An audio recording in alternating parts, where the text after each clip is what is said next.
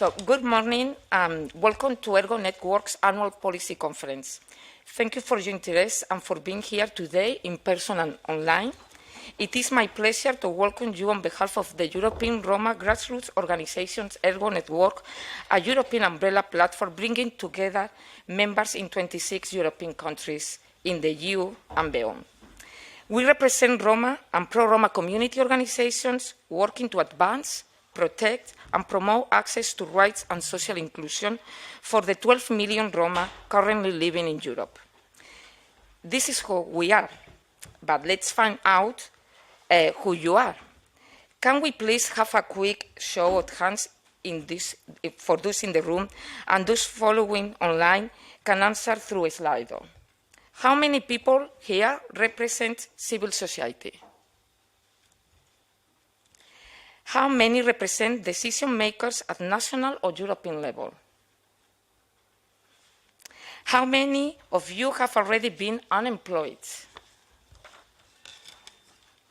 How many believe Roma have the right to decent and sustainable employment? Thank you for your answers. It is good to see that there is a common ground and that we collectively believe in improving the situation for Roma communities.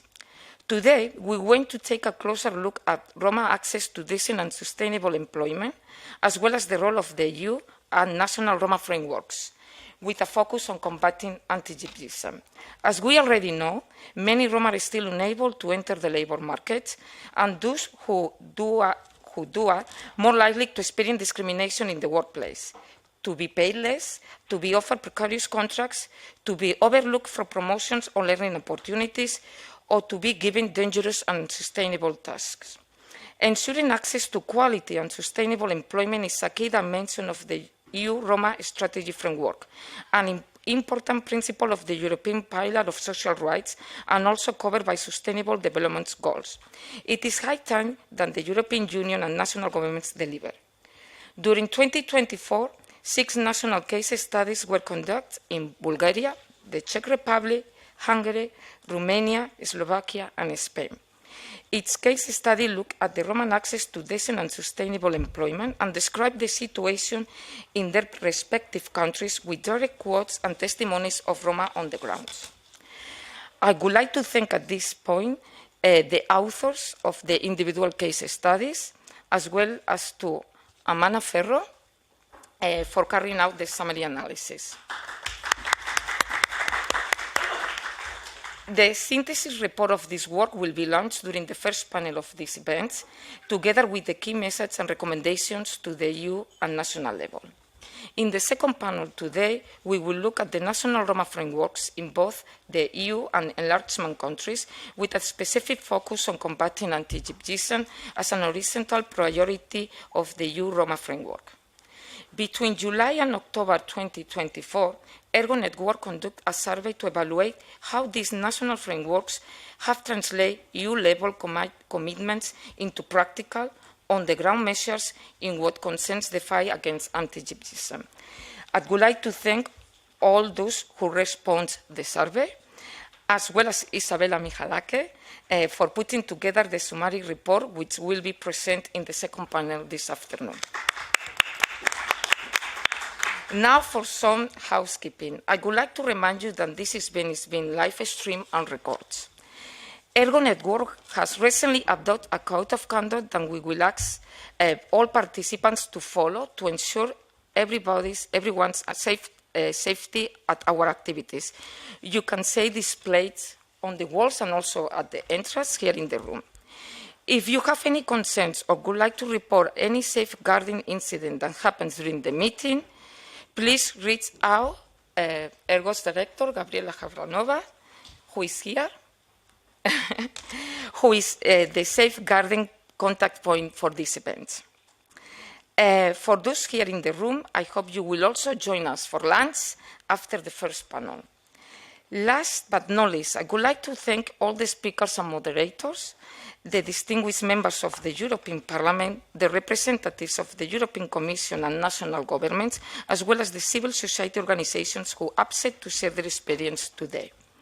and particularly to extend our gratitude to the European Economic and Social Committee and its permanent group on inclusion of the Roma for hosting us here today in this beautiful venue in the heart of Europe, but also for the long-standing cooperation and dedication to Roma rights.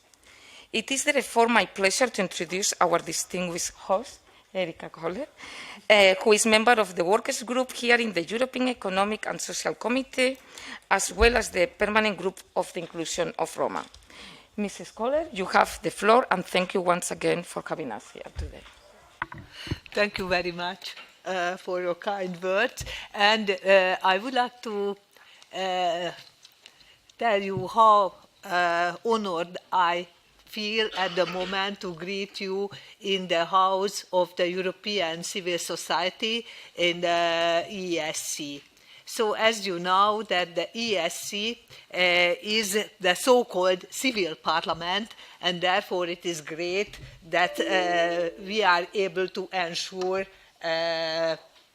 the room and for that kind of very important conferences. And as you have heard, I also wanted to introduce myself a bit, but I am member of the Roma group of the ESC, and so we work, and at least we try to do something for the Roma minorities in the European Union and also out of the European Union, but it is very complicated, and we feel always that so many barriers, prejudice, and so everything what is very makes the life very complicated for Roma people. This is unacceptable, and therefore we work. So then the employment issues are especially close to my heart because I come from the trade union group, and therefore it is really very important. And it's very important. So I also would like to tell you that Akos Topolansky, who is the president of our Roma group, wanted to be here very much, and he was not able to arrange it, and he felt very badly. So he was not very happy with it, but finally thought, now, okay, then as I am not able to go there, then please do it instead of me. So therefore I'm here and not he. So then over these years, our permanent group on inclusion of the Roma has organized many events and also visited various European Union countries with the aim of raising awareness of the difficulties and challenges faced by the Roma community and to monitor the progress in reaching the targets and implementing the recommendations foreseen in the new EU Roma strategic framework. Employment and anti-gypsyism, which will be the main topics of this conference, are very much interconnected. As employment is key to inclusion, it is also vital in hampering the risk of anti-gypsyism and discrimination, which unfortunately are still experienced by many Roma. We often talk about the shrinking workforce in Europe, and it is so I hardly can understand, or I cannot understand at all, why Roma still experience discrimination when they are applying for a job.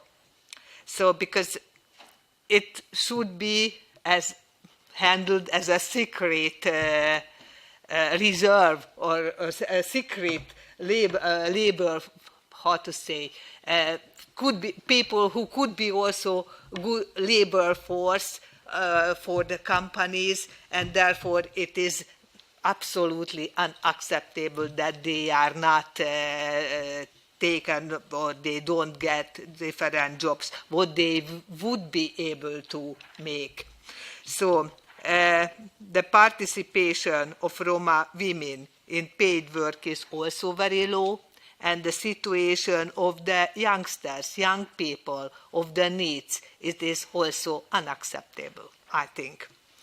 So, although there are training, educational projects and employment programs for Roma, these are also just for a given time, and without, it's not very nice to say, but sometimes without long-term effect, and it does not solve the unemployment issues, and the employment don't ensure sometimes employment for them. So it is also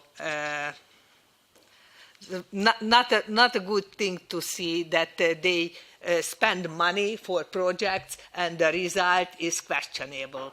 So, okay, maybe there are some projects which have better results. We have seen something like this in Spain, for example, but it's not absolutely like that every time. So then, although companies have administrative measures, these are not always effective in the practice. Awareness raising is needed amongst companies supported by measures in member states aimed at combating anti-gypsyism in employment. Anti-gypsyism and anti-gypsyistic sentiments are not only present in employment, but unfortunately permeate most aspects of Roma's life. So we think that better data on anti-gypsyism is needed, as this could help elaborate adequate policies to, to tackle anti-gypsyism and adapt the current ones to the present realities. Anti-gypsyism also needs to be given proper attention in the social inclusion policy measures in place in the member states, and notwithstanding its effects, it is still not sufficiently recognized.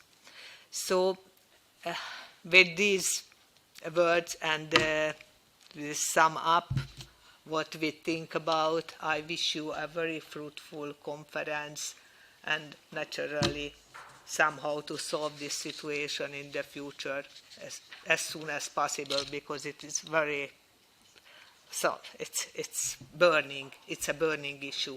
So thank you very much. Thank you very much, Mrs. Coles, for your insightful words and your commitment. Let's hope that we will have a real change for the Roma in Europe. And you brought some topics that I think it will be very important to open today's discussions. As you probably know, there are unfortunately no Roma members in the European Parliament for the current legislature, a significant step down for the 4 MEPs in the past mandates. However, we are glad to count on the support of friends and champions of Roma inclusion, such as Melissa Camara, member of the European Parliament from France. Mrs. Camara is unable to join us in person today as she is attending the European Parliament plenaries in Strasbourg. However, she sent her intervention as a video message, which I now invite you to watch together.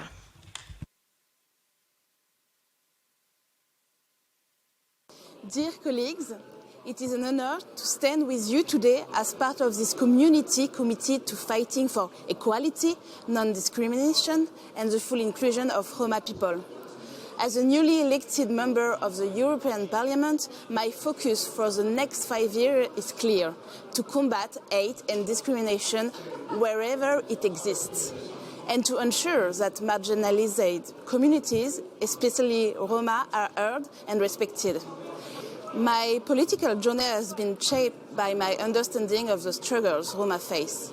My research into Roma women movements in Europe revealed stark inequalities in housing, healthcare, and employment. This drives me commitment to ensure Roma have access to decent housing, healthcare, education, and employment.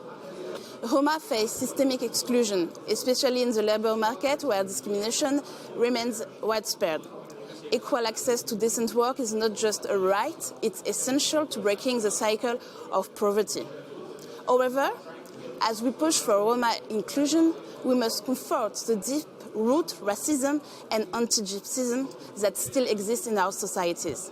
This form of racism is not just about prejudice, it's about structural inequalities and violence.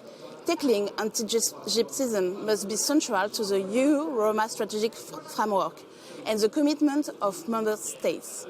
The European Roma strategic framework provides a roadmap for improving Roma access to housing, education, healthcare. But to succeed, we must address anti-Gypsyism at all levels, national, local and societal. Without confronting these deep stereotypes and exclusion, progress will remain limited. As co-chair of the Anti-Racism and Diversity Intergroup, I am fully committed to advancing Roma rights and fighting all forms of racism. But this is a collective effort. We must work together, policymakers, civil society and communities to ensure the European Union is a place where Roma and all marginalized groups can live free from discrimination and enjoy their full rights.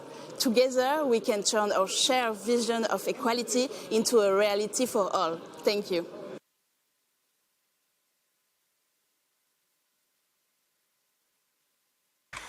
And with the video of Mrs. Camara, we have reached the end of our introductory panel. I take this opportunity to thank once again to Mrs. Erika Kola, also for the kind hosting, as well as Mrs. Melissa Camara for their dedicated support to Roma inclusion. May I now invite Mr. Robbie Steglum from Eurofound, the moderator, as well as the speakers from the first panel, to swap places with us. I wish you all a fruitful morning of discussion. Thank you very much, and Opre Roma.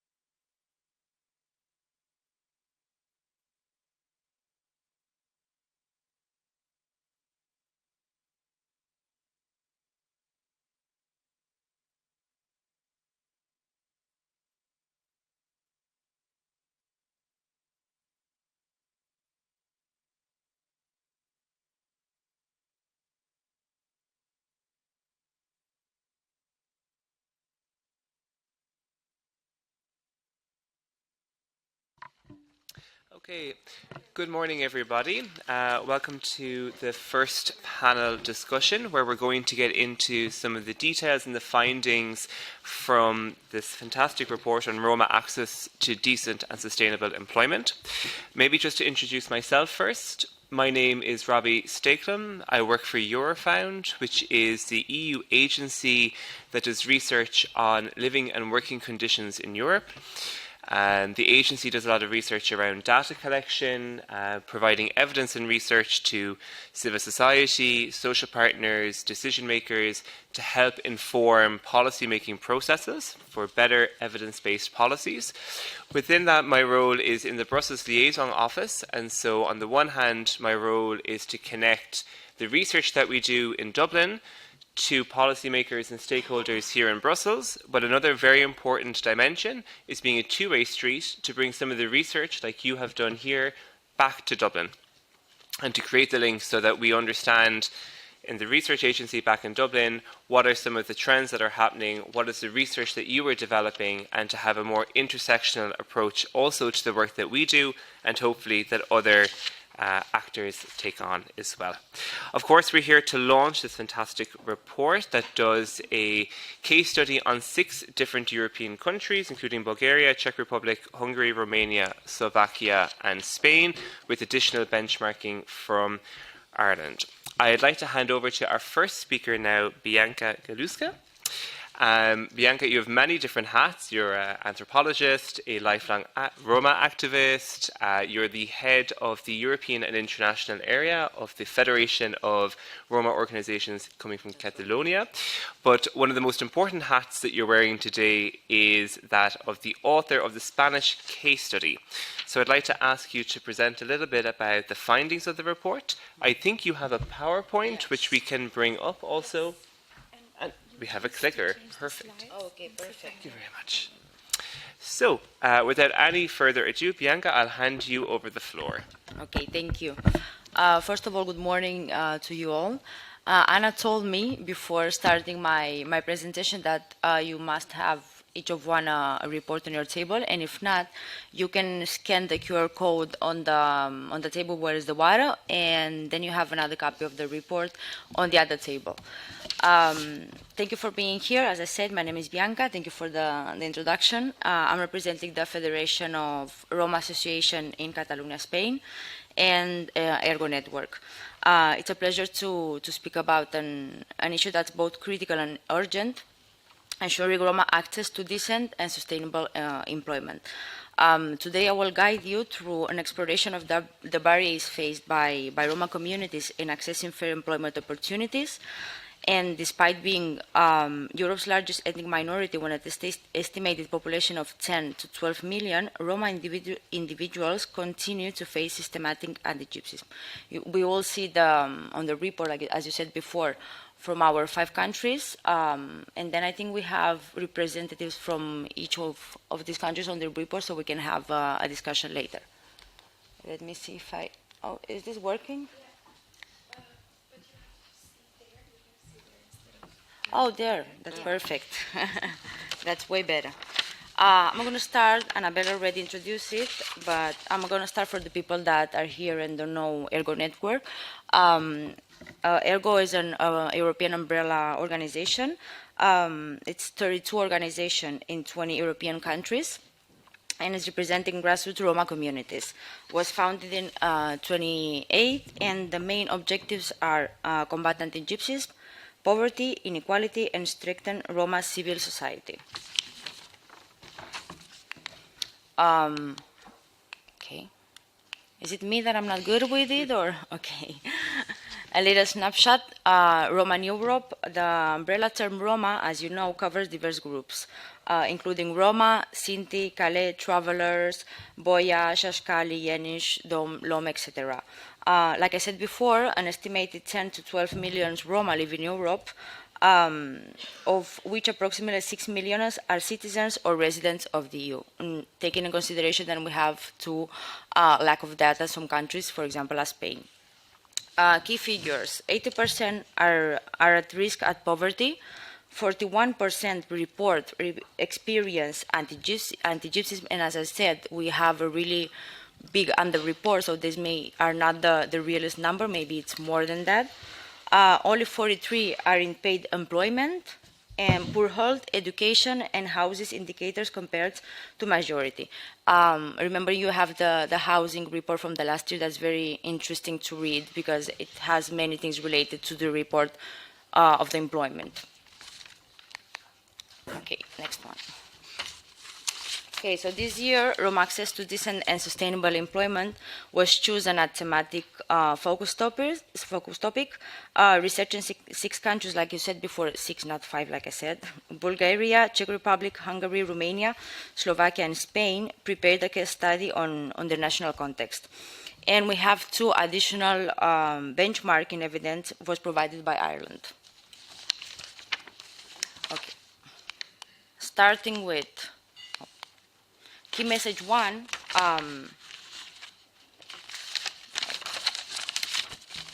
Roma unemployment is very high, a trend which particularly affects Roma women and Roma youth, as we already know. Despite wanting to work, the Roma face multiple obstacles such as low skills, living in job-poor, isolated areas, and of course, discrimination and anti-gypsyism.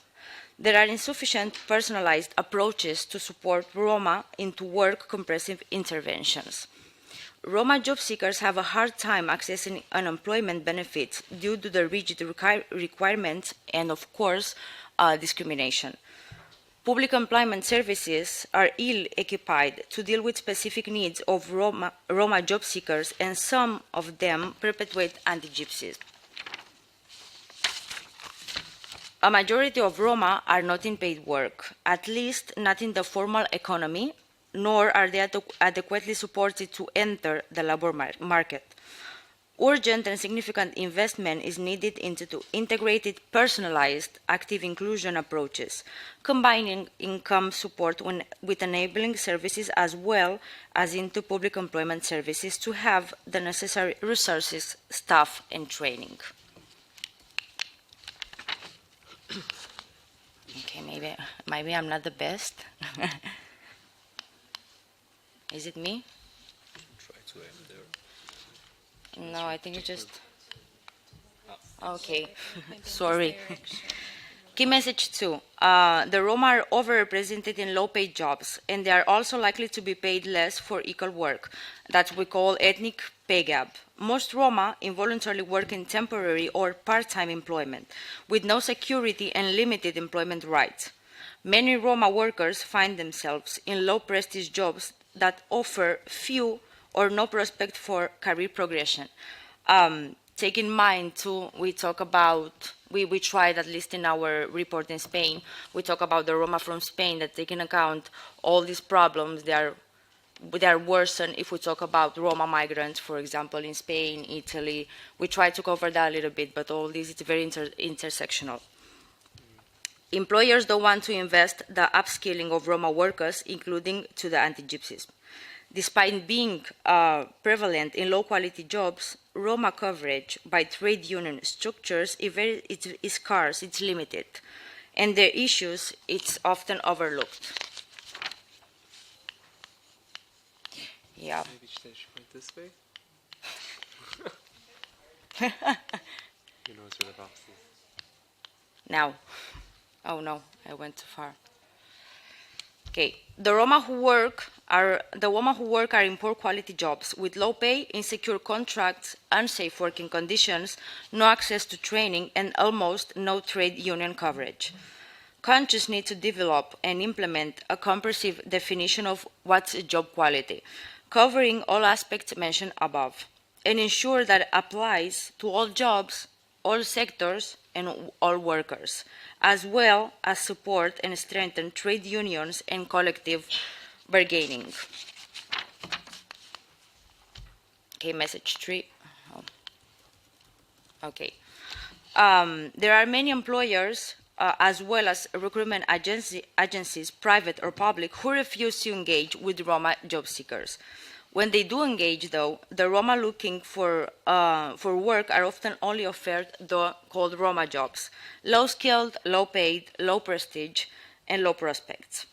There is also evidence of Roma workers being discriminated on the job, from overt racial slurs with withheld wages and from unsafe working conditions to unlawful dismissals. As I said before, we still have the problem with that report because we have a lot of Roma that told us they have a discrimination at their work, but they actually never go to report those cases. So of course it's underreported. Most such instance goes unreported. Legislation is very weak, implementation is ineffective, and Roma workers distrust the system and fear repercussions such as job loss. Anti-gypsyism is pervasive in recruitment as well as in the workplace. Much stronger anti-discrimination legislation is needed, coupled with effective implementation mechanisms and monitoring, anti-bias training for employers and recruiters, and broad campaigns to combat anti-gypsyism in society at large. Now we're at key message 4. A great number of Roma end up working in the informal economy because of lack of access to employment benefits and difficulties in obtaining jobs on the formal labor market. This often involves seasonal insecure jobs with unpredictable pay and no legal protection in sectors involving hard labor such as agriculture construction. Some also rely on traditional crafts to make ends meet, but there is little support for valorizing these sectors. Desperate Roma workers often fall prey to exploitative employers, including when they go work outside the country.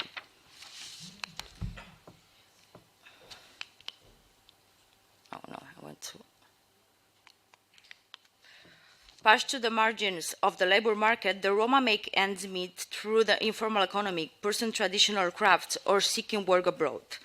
Combating undeclared work needs to be done by regularizing sectors and penalizing rough employers instead of the poor workers. Broader support schemes for self-employment and more protection for mobile workers are needed to prevent exploitation. Key message number 5. Job creation efforts at national level do not yield employment that Roma workers can easily access. Specific measures aimed at getting the Roma into work have instead created a parallel, segregated, low-quality job system. Social economy, particularly work integration, social enterprises, as we call WISEs, are ideally placed to support the inclusion of Roma workers.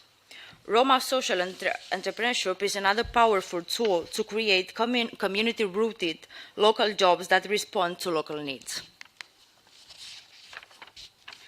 Job creation efforts that will benefit the Roma are scarce, as we said before, and while the social economy holds great potential for Roma employment, is it currently underutilized?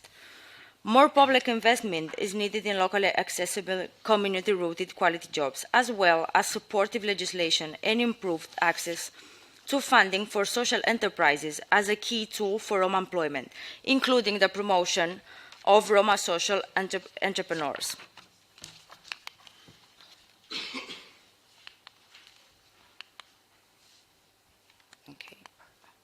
Key message number 6. There must be proactive outreach to the Roma and their representatives so that measures respond to real-life circumstances and concerns at grassroots level.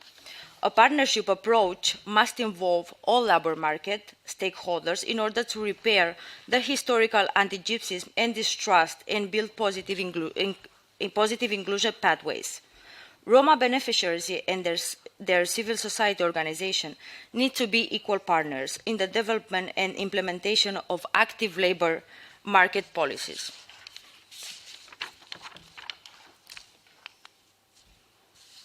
Participation of Roma communities and their civil society organization is paramount in order to co-create sustainable ways forward. Policymakers and labor market actors must cooperate closely with Roma stakeholders and their civil society representatives to ensure evidence-based solutions, support disaggregated data collection, foster common understanding, and bridge cultural gaps.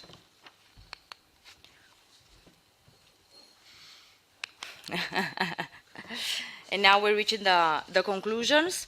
One of them is Europe Roma find themselves inactive, unemployed, or underemployed due to low skills, missing social networks, lack of job opportunities, poverty, and social exclusion, and of course, anti-gypsyism. To ensure survival, they end up accepting any type of job, precarious contracts with poor pay, unsafe conditions, no future prospects, and no rights, in sectors demanding hard labor and in the informal economy. All this is both the result and one of the causes of rampant, historical, deep-seated anti-gypsyism. All 6 national Roma frameworks include employment as an objective, but targets are vague, concrete measures are lacking, and there are doubts about the political will needed for actual change. Benchmarking with Ireland through the report shows that none of the issues identified are unique to the 6 main countries, so of course, we can find that in other countries they are not the main 6 in the report. And last, access to decent and sustainable employment is fundamental right and prerequisite for a life in dignity and for full participation in the economy and in society. Thank you for your attention, and we'll pass to the next panelist. Thank you. And we'll have time to debate later, right? Okay. So thank you very much also for staying in time. You're making job as moderator very easy. Yes, as Bianca mentioned, we'll have time for discussions in small groups after all the presentations, and also time for questions with the panelists. So if ideas come into your head, if you've got some thoughts, please write them down and we'll have the opportunity to have an exchange after. So next I want to hand over to Oliver.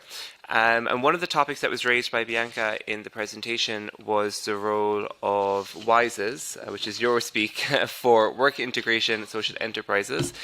So Oliver, you're coming from Moscow, which is a social enterprise in Slovakia, which is both Roma-led and provides employment for not only the Roma community, but other groups that find it hard to find jobs and employment on the open labour market. So I'll hand over to Oliver for our next presentation. Do you need? Thank you very much. Yeah.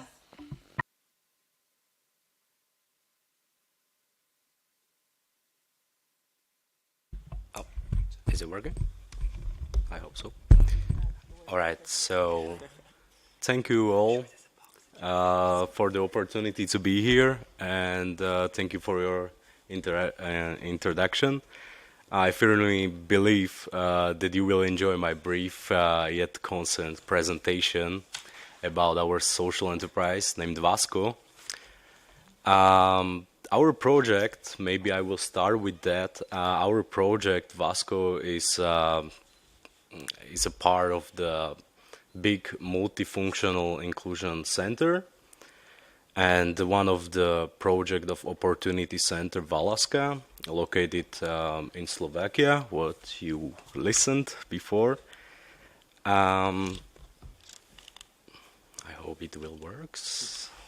Oh, okay.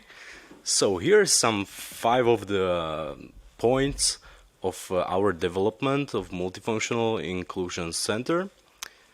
So you can see 5 of them, and maybe what can be really interesting to say is that we act as a bridge between poverty and employment, helping individuals regain confidence, develop essential work habits, and acquire the skills needed for dignified and sustainable livelihood.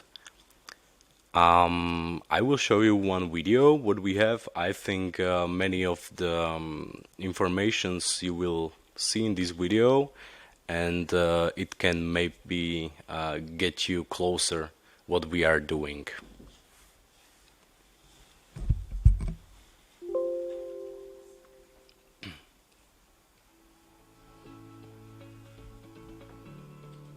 Centrum príležitosti Valaska ponúka koncept, ktorý je zameraný na aktivity, ktoré spadajú pod jednu strechu.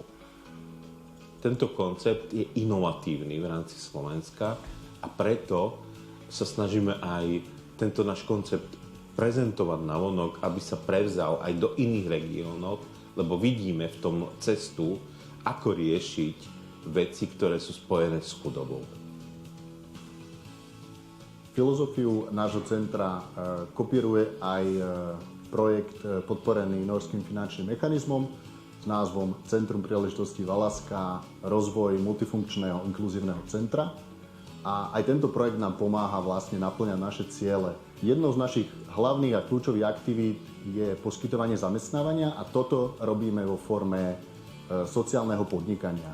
Prevádzkujeme sociálny podnik Vasko družstvo, ktorý zamestnáva primárne slobodné mamičky, ženy po materskej, zdravotne postihnutých a takisto ľudí, ktorí sa ťažšie uplatnia na trhu práce. V súčasnosti zamestnávame už viac ako 50 ľudí. Vďaka projektu sme inovovali a rozšírili prevádzku a nakúpili technológie. Tieto dve veci sú veľmi dôležité, nakoľko sme mohli zamestnať už teraz väčší počet ľudí a zároveň do budúcna máme možnosť poskytnúť zamestnanie novým a ďalším ľuďom. Volám sa Ingrid Harvanová, som z Černého Balogu pracujem tu 4. rok. Je mi tu dobre a je tu dobrý kolektív so ženami. Vlastne som z Brezna a mal som problém nájsť prácu. A to som mu dostal. A robím tu pri práčkach a sa mi to celkom páči. To je kolektív a rodinný prístup k ľuďom, zamestnancom. Ďalšou aktivitou bolo vytvorenie komunitnej kuchyne, ktorá plní účel zabezpečenia stravy pre našich zamestnancov a postupom času vytvorením regulárnej gastroprevádzky, ktorá bude slúžiť pre širokú verejnosť a v ktorej budeme môcť zamestnať ľudí z miestneho okolia. Okrem priestorového rozšírenia komunitného centra sme realizovali aj VIP komunitné služby a pod takým niečím si môžete predstaviť napríklad kurzy varenia alebo zmenu vizáže.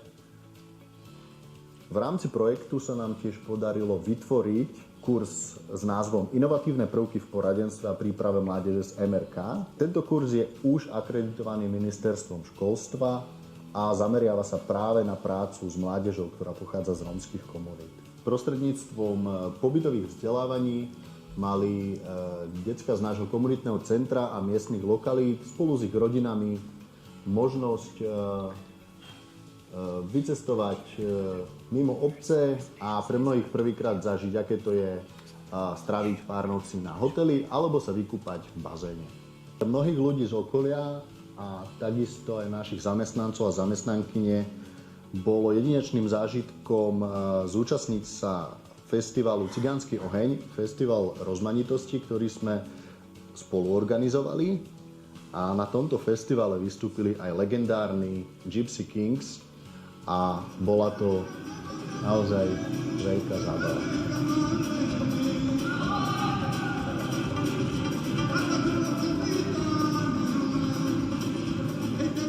Tento projekt bol dôležitým míľnikom v zveľaďovaní a rozširovaní našich aktivít. Zamestnali sme mnoho ľudí, rozšírili sme aktivity a pomohol nám vlastne posunúť sa k cieľu byť naozajstným multifunkčným centrom a do budúcnosti máme dve také veľké vízie a jednou z nich je zabezpečenie sociálne dostupného bývania a to je práve v poslednej budove, ktorú môžete vidieť za mnou a zároveň je to poskytovanie komplexných služieb pre firmy a organizácie v podobe poskytovania ubytovania, stravy a vzdelávacích priestorov na rôzne školenia, workshopy a na aktivity, ktoré aj nám dávajú zmysel, tak ako celé Centrum príležitosti Valaska. Ďakujeme za pozornosť. Ďakujem. Ďakujem. Ďakujem. Ďakujem.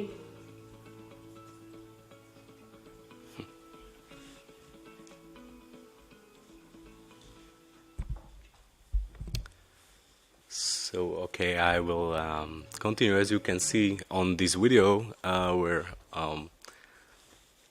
informations about us, what we are doing, what's the steps, what we are making, where we are, and what's the close future, what we want to do. You can see on those photos right now, for example, Mrs. President Chaputova, who was also visiting us and making a visit of our social enterprise, also community center with the children. She met. It was at the COVID time, so it was interesting at the time to meet with her. For also people from the community, and by supporting already working models such Vasco and the Opportunity Center Valaska, we can combat antigypsyism in real time and also improve the quality of specific Roma in specific localities. I'm growing in this locality with this area, with these people, and I see that people who's working there for a couple of years, they want to move from their from their homes, for example. They want to get a car, for example, going to work by car, getting a driving license. All of those things, what maybe it's moving them forward. So in this way, this is the way how to also work, how to combat against anti-gypsyism.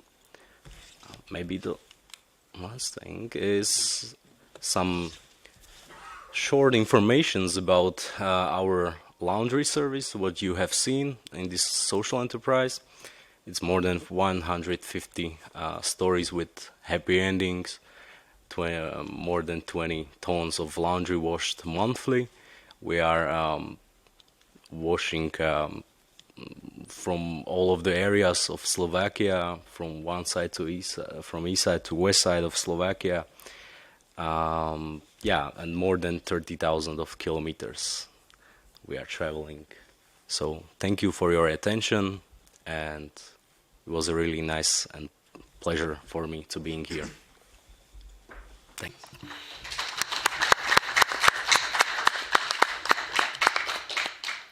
Great, thank you very much, Oliver. And I think also the importance of showing that it's not just about jobs, it's about quality jobs and the role that comes with social enterprises, that it's not just about the employment but the community and the bigger picture. I would like to go down our panel now next to Paola Panzeri from the European Public Services Union.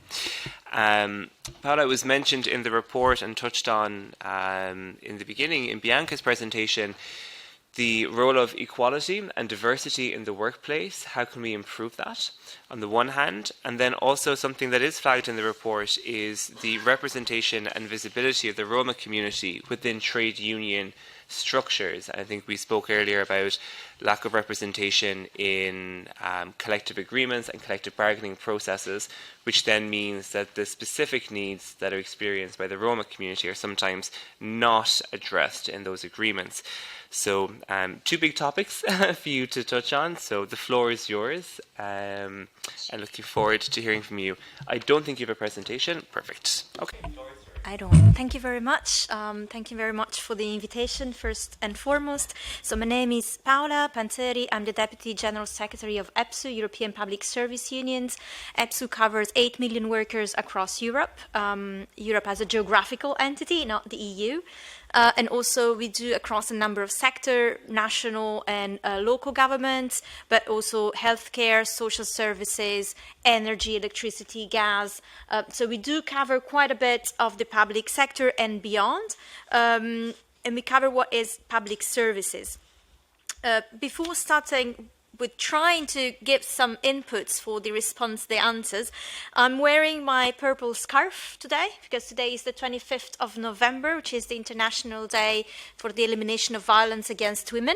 And while fight against violence, gender-based violence, is a fight that we take every day, I think it's important also to remind that today is the day where we make visible our fight, where we make visible that the problem is still there, and violence in the workplace, in the world of work, because it's not only at the workplace, but it's in the world worked. May it be internal violence among colleagues or managers, external violence, third-party violence, users, patients, family members of people in hospital, for example. Domestic violence has an impact on the workplace. Cyber violence and harassment, how much of our lives goes on online and how much of that includes violent and harassing behaviors. And all of that, I want to make sure it's very clear. Today, it's only the day we mark the day, but it's not the day we fight the fight. We fight the fight every single day. I am also the Vice President of the Women Committee of the ETUC, and in that sense, where the all trade union movement is engaged, is committed to fight violence and gender-based violence. Just to mention, we are in the process of ratification of adoption of new guidelines that we've done in 5 sectors at European level: local government, central government, health and hospitals, hospital and hospitality, and education on third-party violence. The Women's Committee has also put forward a call for a possible revision of a cross-sectoral agreement on violence that is there since 2007, and EPSU fully supports this call because we really need to make a change. And I think violence is also something that we'll mention again in my points. But if I want to go a bit into the core of this presentation, I think what we have to look at, I would like to structure it around two strands. The first strand is a bit the workplace policies, and a second strand which is more about economic, social, macro policies. So what EPSU does, EPSU is involved in, like you do, in shaping European policies, in lobbying and making sure the European level policies do respect and do take into account the voice of workers. We also do engage in social dialogue. I mentioned the third-party violence guidelines we just negotiated, but we also engage in transnational negotiations in multinationals.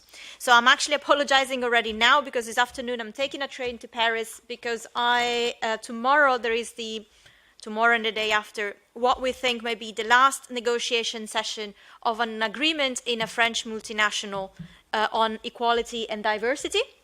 And we are around 20 people around the table in the trade union delegation. We have one Roma delegate from Spain. So as part of the delegation, we have one person, one delegate who is Roma. And we did not include Roma as such. I cannot share the content of the agreement yet. But I had a talk before starting with Amana, so to make sure that I had the key points.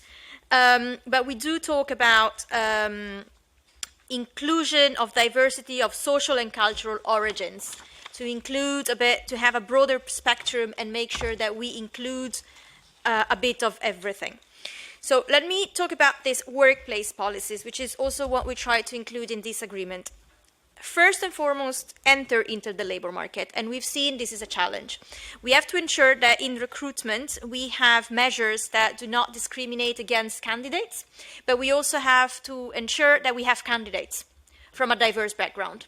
And this also includes women. When I mean diverse background, I think we could apply some of the same also for women. We don't have, for example, women applying for very technical jobs. That is also means in translating the applications or the ads into inclusiveness. So give inclusiveness into the ads and make sure that those ads speak to everyone. So, or do partnerships with schools and NGOs at local level. Make sure that you create a bridge with those communities. Make sure that you're not stuck and you don't isolate in your recruitment, but you go out and do outreach. The multinational I am working with, or we are negotiating with, it's a big player in the water management and waste management. So those are jobs in sectors in which Roma workers are connected. Also, the other thing in recruitment, and that is something we are putting in, is the fight for stereotypes. So you have to make sure that you have trained the human resources, you have informed and trained everybody in the company to reduce the stereotype, to have no stereotypes, and maybe you can have also human resources practices to reduce the discrimination when the application come in. Might be gender, might be neutral, taking out the names on some schools' names, on all those things. There are practices that can be developed locally. So once you're entered in employment, the challenge is stay in employment, because it's not enough to enter, but you have to stay in employment, and stay in stable employment. Quality jobs also means having a full-time, or if you want it, and a permanent contract in most cases, which means that you also have to have a zero tolerance to violence and discrimination within the workplace. So not only reduce discrimination and stereotypes entering the workplace, but also make sure that your workforce, your entire workforce, knows, is trained, is informed, and knows that the company has a zero tolerance for discrimination and violence. So once you're entered in employment, and very often we've seen Roma are in low-paid, low-skilled jobs, the question is really pushing for progression, training and professional development. So enabling those workers not to be stuck at the bottom, not to be stuck in precarious, low-paid, low-skilled jobs, but skill those people, make them, empower them with skills and knowledge so they can progress within the company and they can progress at all levels. And that, I think, it's something we are trying to reflect in this agreement. We will see how it ends. The session of tomorrow is exactly on this. So I will be able to let you know how much we've put in next week. So I think on the workplace, you have to have all this flow that goes from coming in to stay in and progressing. On the other hand, you would need some support from the macroeconomic policies.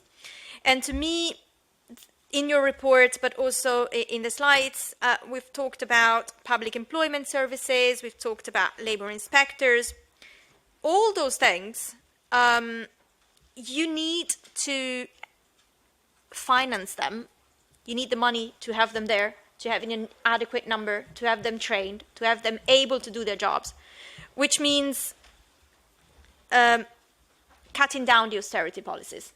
Let me be very blunt. If we keep going for austerity policy, for fiscal regulations, if you go for deregulation, you will never achieve the possibility for the greater equalizer that there is in society, which is public services.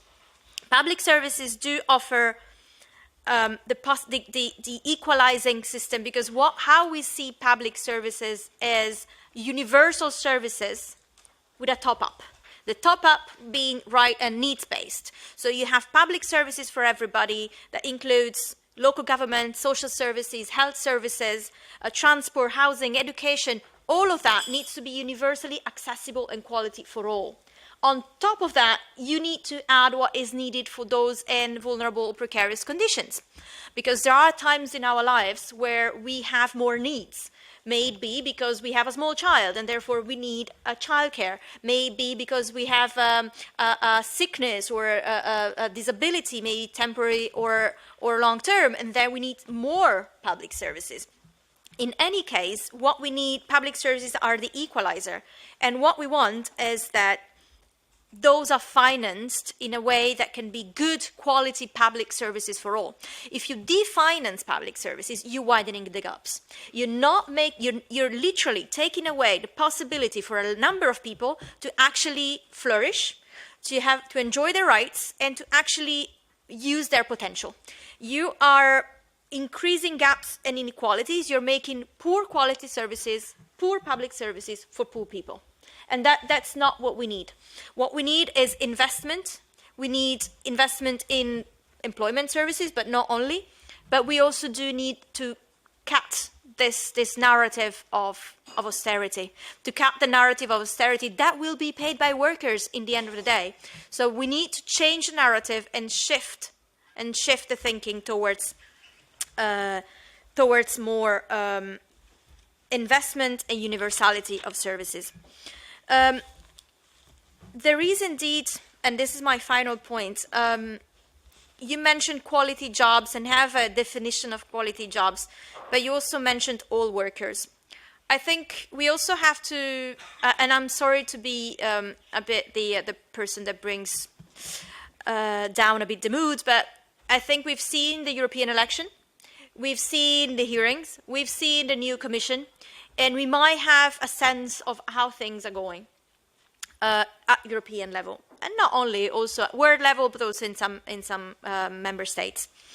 I think we need to stick together because it will be harder and harder to have social legislation. We are having backlashes from all sides, from women's rights to human rights. We are having, and when I say, for example, backlashes, I also mean indirect cut to those that are basic rights. If you think how much you're depriving of funds, services that are providing abortion rights, then you're cutting down on women's rights. You're cutting down without deleting it from the law, you're making it possible for women to access, then you are indirectly but directly hitting women. So we also face, I think, a problem in the trade unions, which is the representation of youth, representation of women, representation of Roma. We do need to work together also to improve that, and I think we are trying to get into that, to represent the workforce as the workforce is.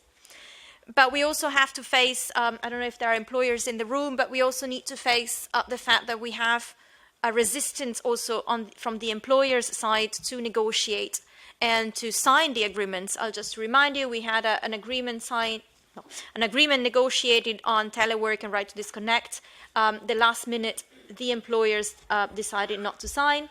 We had an agreement as EPSU on just transition in the gas sector that went exactly the same way. The day of the signature, the employer said no.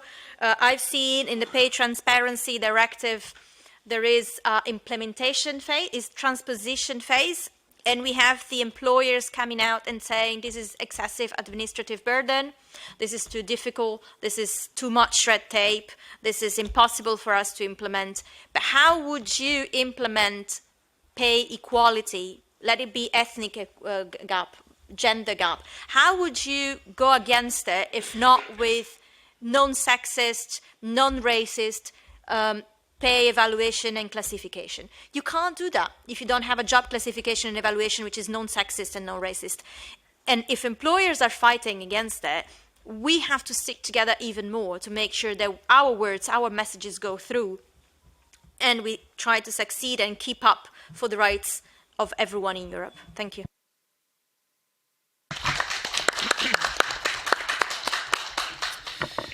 Thank you very much, Paola. And I also think it's really helpful to see the practical example from the meeting that you're having tomorrow, because sometimes when we have some of these discussions in Brussels, they can seem very high level and very abstract. And so it's nice to see kind of a very concrete example of something happening within an employer's organization. I want to turn next to Athanas Stoyanov, who's coming from DG Justice in the Roma unit. Do you have a presentation? Yes. So we have a presentation. I'll give you the clicker. We'll see if it works for you. Maybe it will, maybe it won't. But in particular, we'd be interested to hear some of your general thoughts and feedback from what you've heard on the panel so far, maybe insights you have from the report, but also to learn at a member state level what is happening around discriminating recruitment, tackling discrimination in the recruitment process, but also discrimination in the workplace, because that's also something that Paola touched on in her intervention. Was it's not just about being in the workplace, but even getting to the workplace. So if you have some insights from what's happening at the member state level, that would also be great. And the floor is yours. Thank you, and honored to be here. I would like to thank the organizers, to ERGO Network, to all the grassroots organizations who have been involved in compiling this report, as well as to the European Economic and Social Committee for hosting this event. Thank you for continuing being allied to civil society. As you all know, in October 2020, the Commission adopted its renewed EU-Roma framework for equality, inclusion and participation. The new element here is that for the first time we have targets, we have objectives, and we also have baseline indicators. So several objectives and targets related to poverty, employment, needs, and the gender gap are included in this framework. Under objective to reduce poverty and social exclusion, to close the socio-economic gap between Roma and the general population, there are two EU-level targets. The first one is cut the poverty gap between Roma and general population by at least half.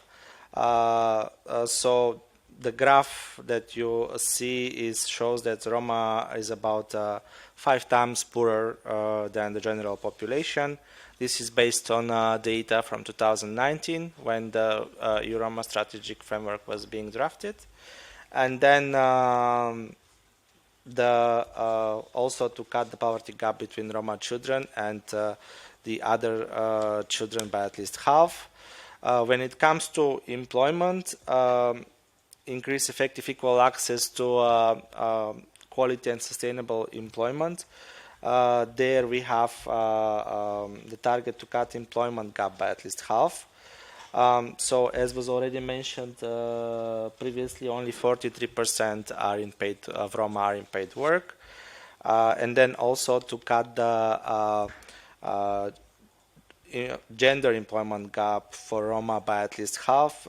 On this graph, you can see how Roma women compare to Roma men, to general women, and to general men. And as you can see, indeed, we are talking about lots of percentage points difference and higher amount of discrimination when it comes to Roma women and employment. Trying to, yeah. Same, another target is to cap the gap for those who are not in employment, education, or training by at least half. And then again, a striking difference. So Roma needs are over 5 times more than the general population.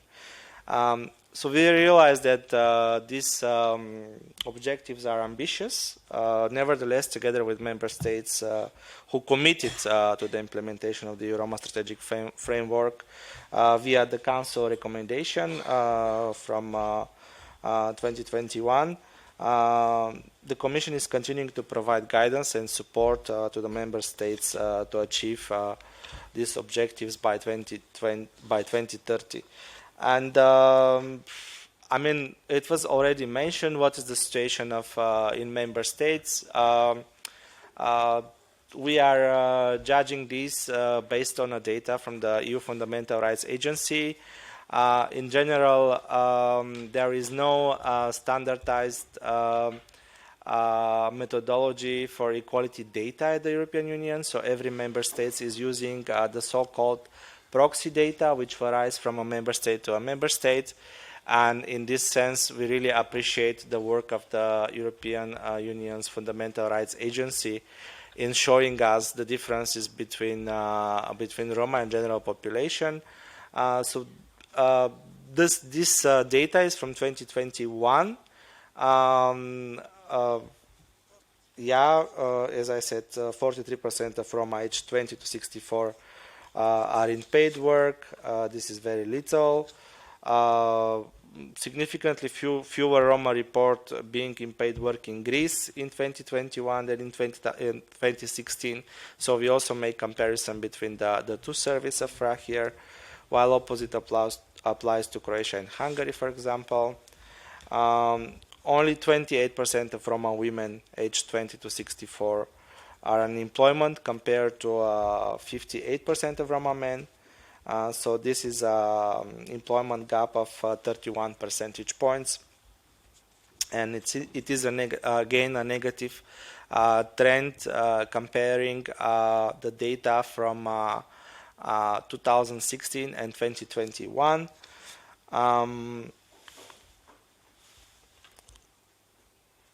When it comes to young people, on average, even more Roma between 16 and 24 were not in education, employment, or training compared to 2016.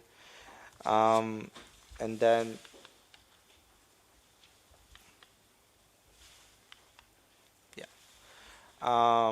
when it comes to discrimination experiences in employment, so those experiences doubled from 2016 to 2021. So every third Roma older than 16 experienced discrimination due to being Roma when looking for work in the last 12 months. Now we are looking forward to the next Roma survey, which will shed light on the situation of Roma in the field of employment, but also in terms of other objectives to be published by mid-2025. And this report that was just produced for me will be particularly interesting to compare your findings with the findings of the Fundamental Rights Agency on the ground. yeah, if you are in any form involved in the work of the Fundamental Rights Agency, because this information is being collected on the field right now, surveys are being finalized, that would be also great if you can contribute to their work.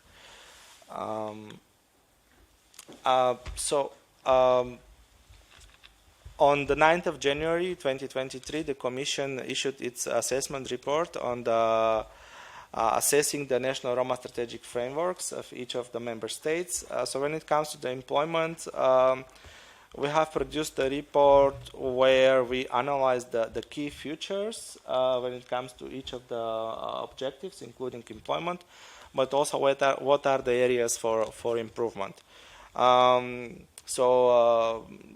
Just to give you an example, with my home country, for example, Bulgaria, where there are targets and indicators concerning employment. For example, promoting employment through vocational guidance and training, provision of employment including through entrepreneurship. However, a weakness is that mainly mainstream programs are the ones that are targeting Roma, so not targeted measures, and also measures to address discrimination in accessing employment are not sufficiently mentioned in the Bulgarian strategy. So we can compare other strategies, like in Romania, the biggest weakness of the Romanian National Roma Strategic Framework is the lack of targets. So we are still discussing with the colleagues about how they could improve, and we will continue providing this guidance for improvement to Romania. So, the situation in the different countries is described in this report. And then on the 25th September this year, the Commission issued its second report, which is assessment of the implementation of the National Roma Strategic Framework. So good examples when it comes to employment and mentioned in the report are Italy, which is implementing the, I don't speak Italian, Accedere project, which was inspired actually by the Spanish initiative Acceder, and helping disadvantaged people to find work. This additionally a project funded by European Social Fund Plus and ESF, the previous, is educational inclusion of Roma and Sinti minors, which is again to conduct awareness raising campaigns in schools, training centers, etc. In Spain, we have several positive examples. The one is the Acceder program, which we all talk about, and it is helping disadvantaged people to find work. And then also in Galicia, Fundación Secretariado Gitano is implementing the Employment Boost program in 6 cities. Was implemented between 2021 and 2022. And did I mention the Cali program? Probably I didn't. But yeah, there are also good things being reported from member states. When it comes to mobilizing EU funds and for Roma and mainstreaming for Roma equality, I'll try to be fast. The European Social Fund Plus supports the implementation of the National Roma Strategic Frameworks, addressing some of the key challenges by funding programs aimed at enhancing employability, reducing poverty, and promoting equality. So ESF Plus supports marginalized communities, including Roma, in 15 member states, with a total budget of €2.246 billion, including EU level and national contribution. Member states with greater challenges in Roma inclusion, Bulgaria, Czechia, Hungary, Romania, and Slovakia, represent more than 60% of the total funding that I just mentioned. More specifically, ESF includes measures for vocational training programs, apprenticeship, skills, development actions, etc. And I would like to bring your attention to mainstreaming of when it comes to employment to Roma.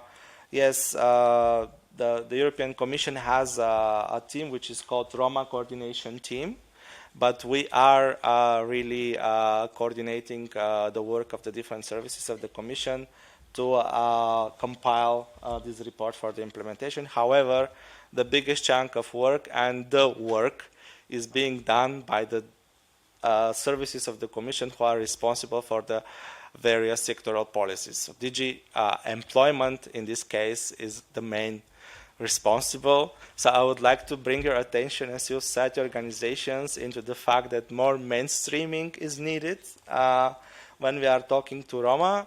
Also coming from the fact that I believe 4 out of the 40,000 employers of the European Union are Roma. So by reaching out to various colleagues in other DGs, Directorate Generals, other services of the Commission, you can raise their sensitivity on the issue, and you can also advocate and lobby for more inclusion of Roma, particularly in these 4 initiatives, so tackling labor and skills and shortages in the EU, for example, which presents new actions for Commission member states and social partners to support underrepresented groups, including Roma, to find work or training. The Commission's approach to harnessing talent in Europe's regions underlines the importance of encouraging underrepresented groups into formal employment. The ALMA, Aim, Learn, Master, Achieve initiative, which is designed for disadvantaged young people between 18 and 29 years old. And then other initiatives, such as during this Monday, the Commission adopted the Council recommendation. The Council adopted the Council recommendation on minimum income ensuring active inclusion, which can also support the social inclusion and labor market integration for the Roma. Thank you.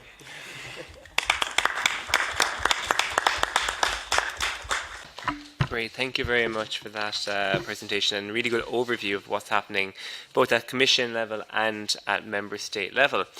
I want to turn now to a little bit more of audience participation and audience engagement.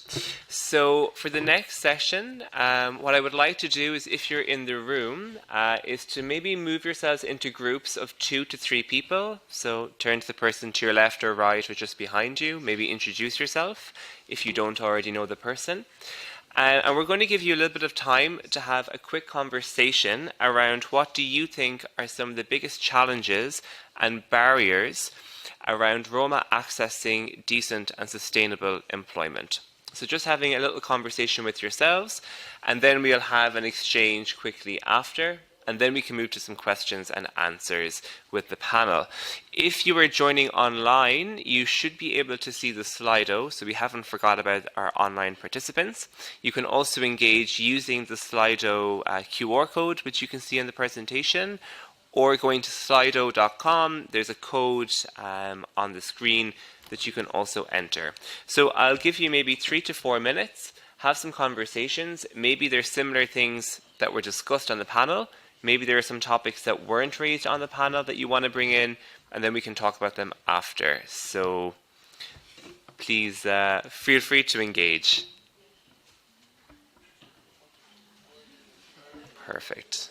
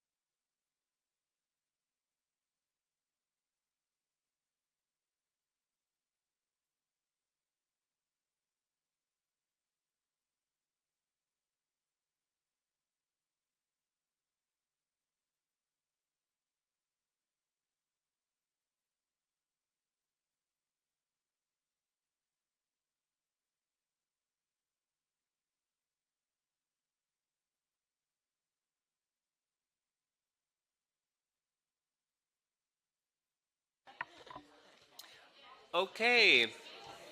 I'm going to ask people maybe to come back to your seats if you had been moving around. If you're following us online, we're about to get back to the conversation. I don't have a little bell or anything that I can ring. Oh, thank you. Yes, very good. Great. Okay, thank you very much. I'm going to ask people to take their seats and to come back into the plenary. So, to get us started, you can already see we've had a lot of, and we still have people participating in the online poll. But I want to get a sense of the room. Please feel free to shout out some ideas, some words that came up in your conversations. Not long comments or descriptive narratives for this moment, just buzzwords like you see on the screen. What came up in these few moments of discussion? Please, yeah, just microphone. Can you put on your microphone? Yeah, no problem. The button here in the middle. All right. Yes, I'm a journalist, moved up a lot from the Brussels Times, that I've been writing about the integration of Roma for many years. And so we discussed here together about discrimination and the recruitment of more Roma into the labor market. And one question we had was relating to what you said from EPSU, if Roma are more underrepresented in the public sector than in the private sector.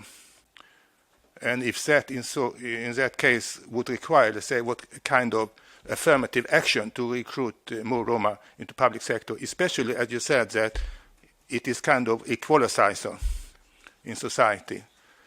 Another question related to that, you talked about the need to combat violence, especially violence against women, but very often in the workplaces we have the problem of harassing people, of bullying. And that is an issue we still have because there is no really EU-wide legislation against that. And I'm afraid that maybe Roma and other minorities are more impacted by that on the workplace. Great, thank you. I'm going to collect those questions. I'll come back to the questions in the moment, but just shout out some ideas that you have, please.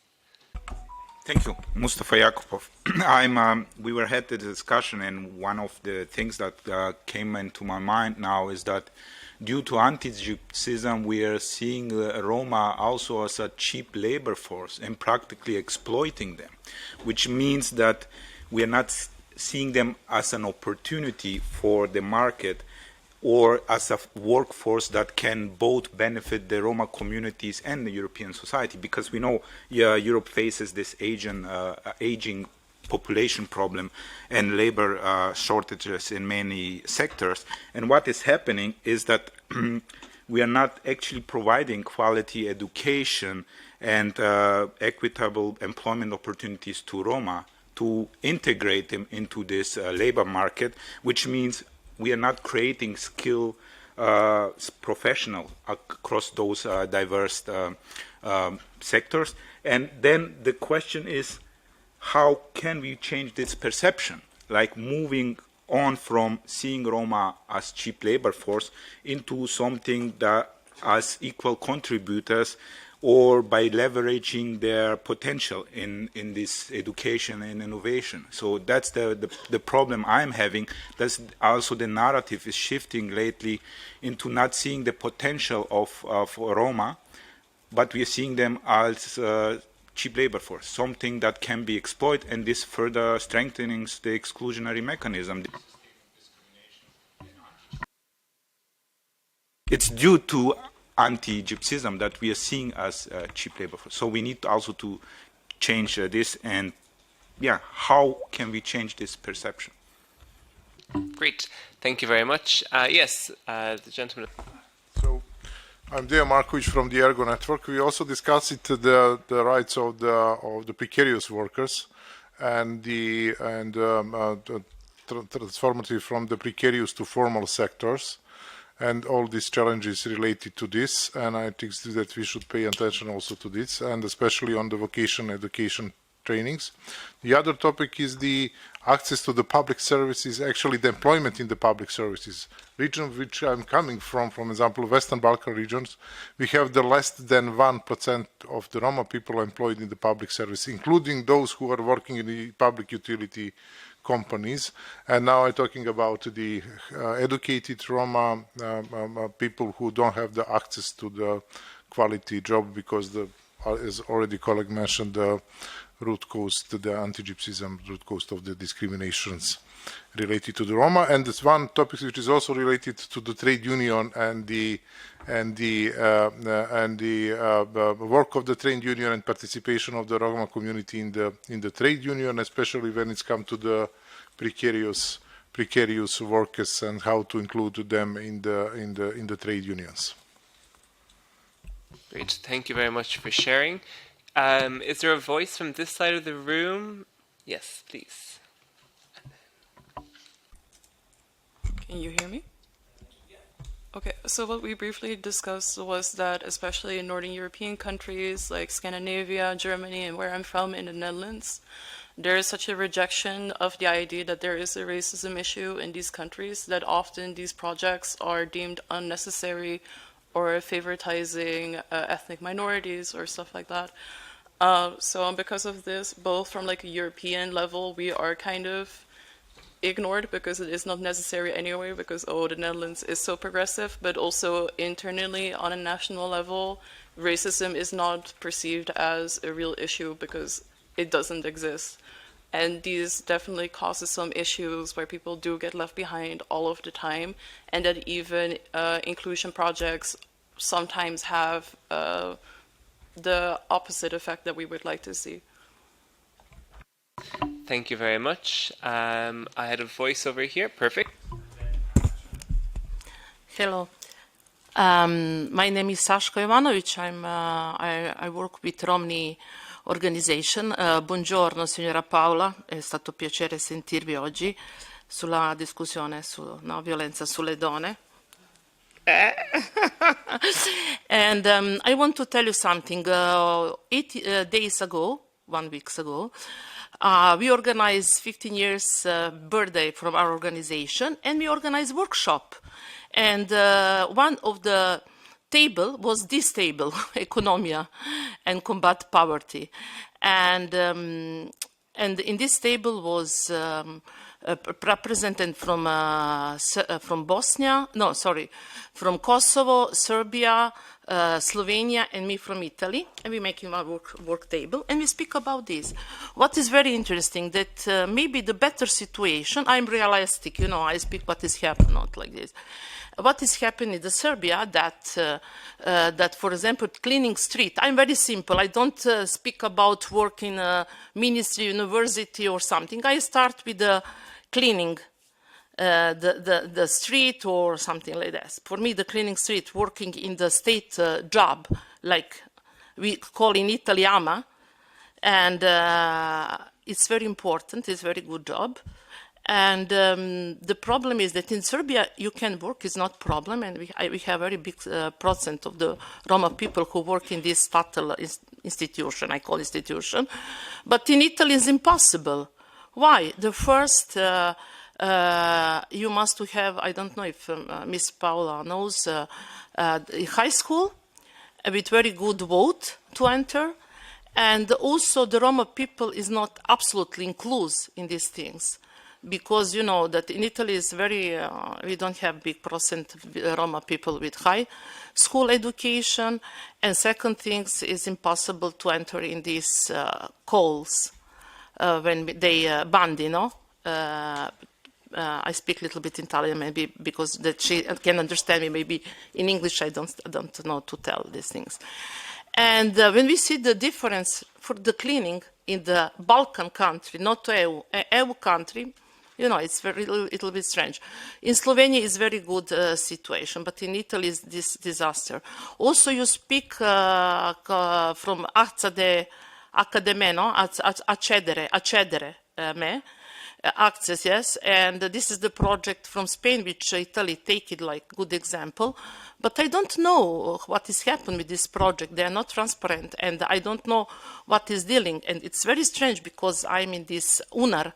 You know, Ms. Paula knows who is UNAR, who represent our strategy, who is responsible for our strategy, not we Roma organization or Roma national point, no.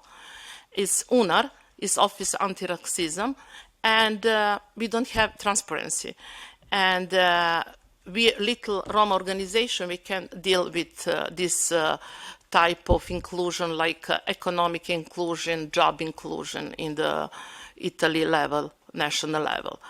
And what is another thing that Roma people, they like to be self-employment. We like independence. And it is not that they like it, you know, to work with somebody is very difficult with the rules, etc. And maybe we can help them more with to give possibility to open with financial support to open something like CERV, you know, to open little firme, little company. They CERV company to start their work, and also who have school, university maybe, to have possibility to work, to use this university. You know, I have the girls, Romanian, Roma girls who live in Italy. She has 3 university degree, 3 bachelor, and she can find the work. And this is the verity in Italy. And it's not important that we have university or not. You can find the job. And what is it? Is antigypsyism or I don't know, discrimination? I don't know what is. Maybe it's not that. Maybe you can find the job without recommendation. But I want to tell you the last thing, sorry. I'm realistic. I am realistic. My sons find the job and like with economic degree, bachelor, but he don't want to say that he's Roma. And he say, please don't put my photo in the Facebook, don't use my photo for web page or something, because if my boss, because this is very big company, private company, knows that I'm Roma, I will lose the job. And he's white, I can say a little bit whited. And I have another son who worked with him, he's black in the face, one black, one white son. And he also don't tell that he's Roma, you know. Then they don't want to say who is their parents. And this is the problem of Roma people in Italy. If you want to have your job, to work with somebody, you can tell who you are. But this is also stress to living all your life in this condition, that you can have friends maybe in the job, to tell who you are, to bring these friends from the job in your house, that they see something. And this is the truth, nothing else. Sorry for your time. No, but thank you very much. I think that kind of personal testimony is very telling around like how existential it is linked to your identity, irrespective of employment and work opportunities more broadly. I want to go to Amana. You had your hand raised. And then we'll go back to some questions. Just very briefly, we talked about, we knew anti-gypsyism was going to come very strongly from all sides of the room, so we also wanted to highlight poverty, particularly housing conditions, unsuitable housing conditions, but also segregated settlements, which also lead to health issues, and all of these show why employment first doesn't work, because they act as de facto barriers to accessing employment. Not everyone is employment ready. Actually, a lot of Roma are not, and that is not through any fault of their own. So any intervention aimed at getting Roma into employment needs to look much more broadly at complex social needs. Thanks. Great, thank you. Sorry. We don't have time. Very short. Nina Trollvig from Troskadrom in Sweden, Roma Women's Organization. So I also first want to acknowledge that it's Orange Day, International Day Against Violence Against Women. We have a big event. So I just thank the women who have already mentioned this. We have a big event in our organization in Sweden today that I'm missing, but it's very important to be here also, of course. I just wanted to shortly just confirm what you said, Saska, about this the identity, and that is exactly the situation in Sweden, where we don't have this poverty. So it doesn't matter. I mean, people, material-wise or standard living-wise, the Roma are employable in that sense. So that's not the issue in Sweden.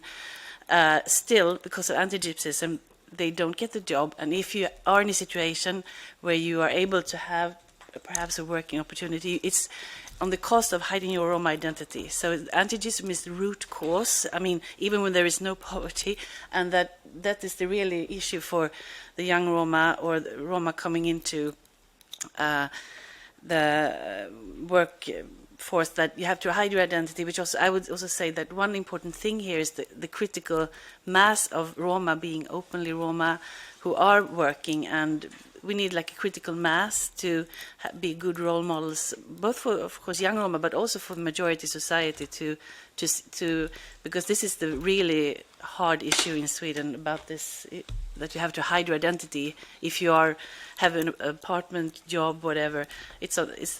Yeah, that's the cost. So yeah. Thank you very much for sharing. I'm going to go back to the panel first for some reactions, and then we'll come and we'll collect some questions. So also be thinking if you have other questions you'd like to put to the panel. I think concretely maybe two things that came out from the first round was the representation of the Roma community in the public sector and what is the potential role of affirmative action, but also in tackling harassment in the workplace. And the second question that was asked was around this perception of Roma being cheap labour and how can we combat that and look more at the opportunities. So I'm ready to open the panel. I can see Bianca wants to come in, and then we can also go if others wish to speak.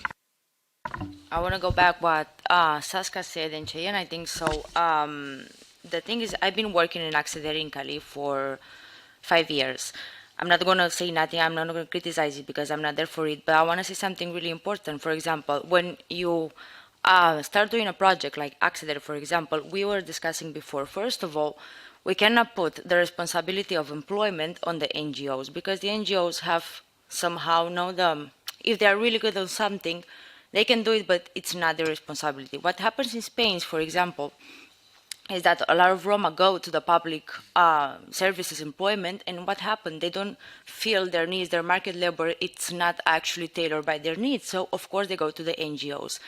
The NGOs, on the other hand, I'm not talking about Fajik because Fajik doesn't have employment as the main, I'm talking for my experience in Acceder.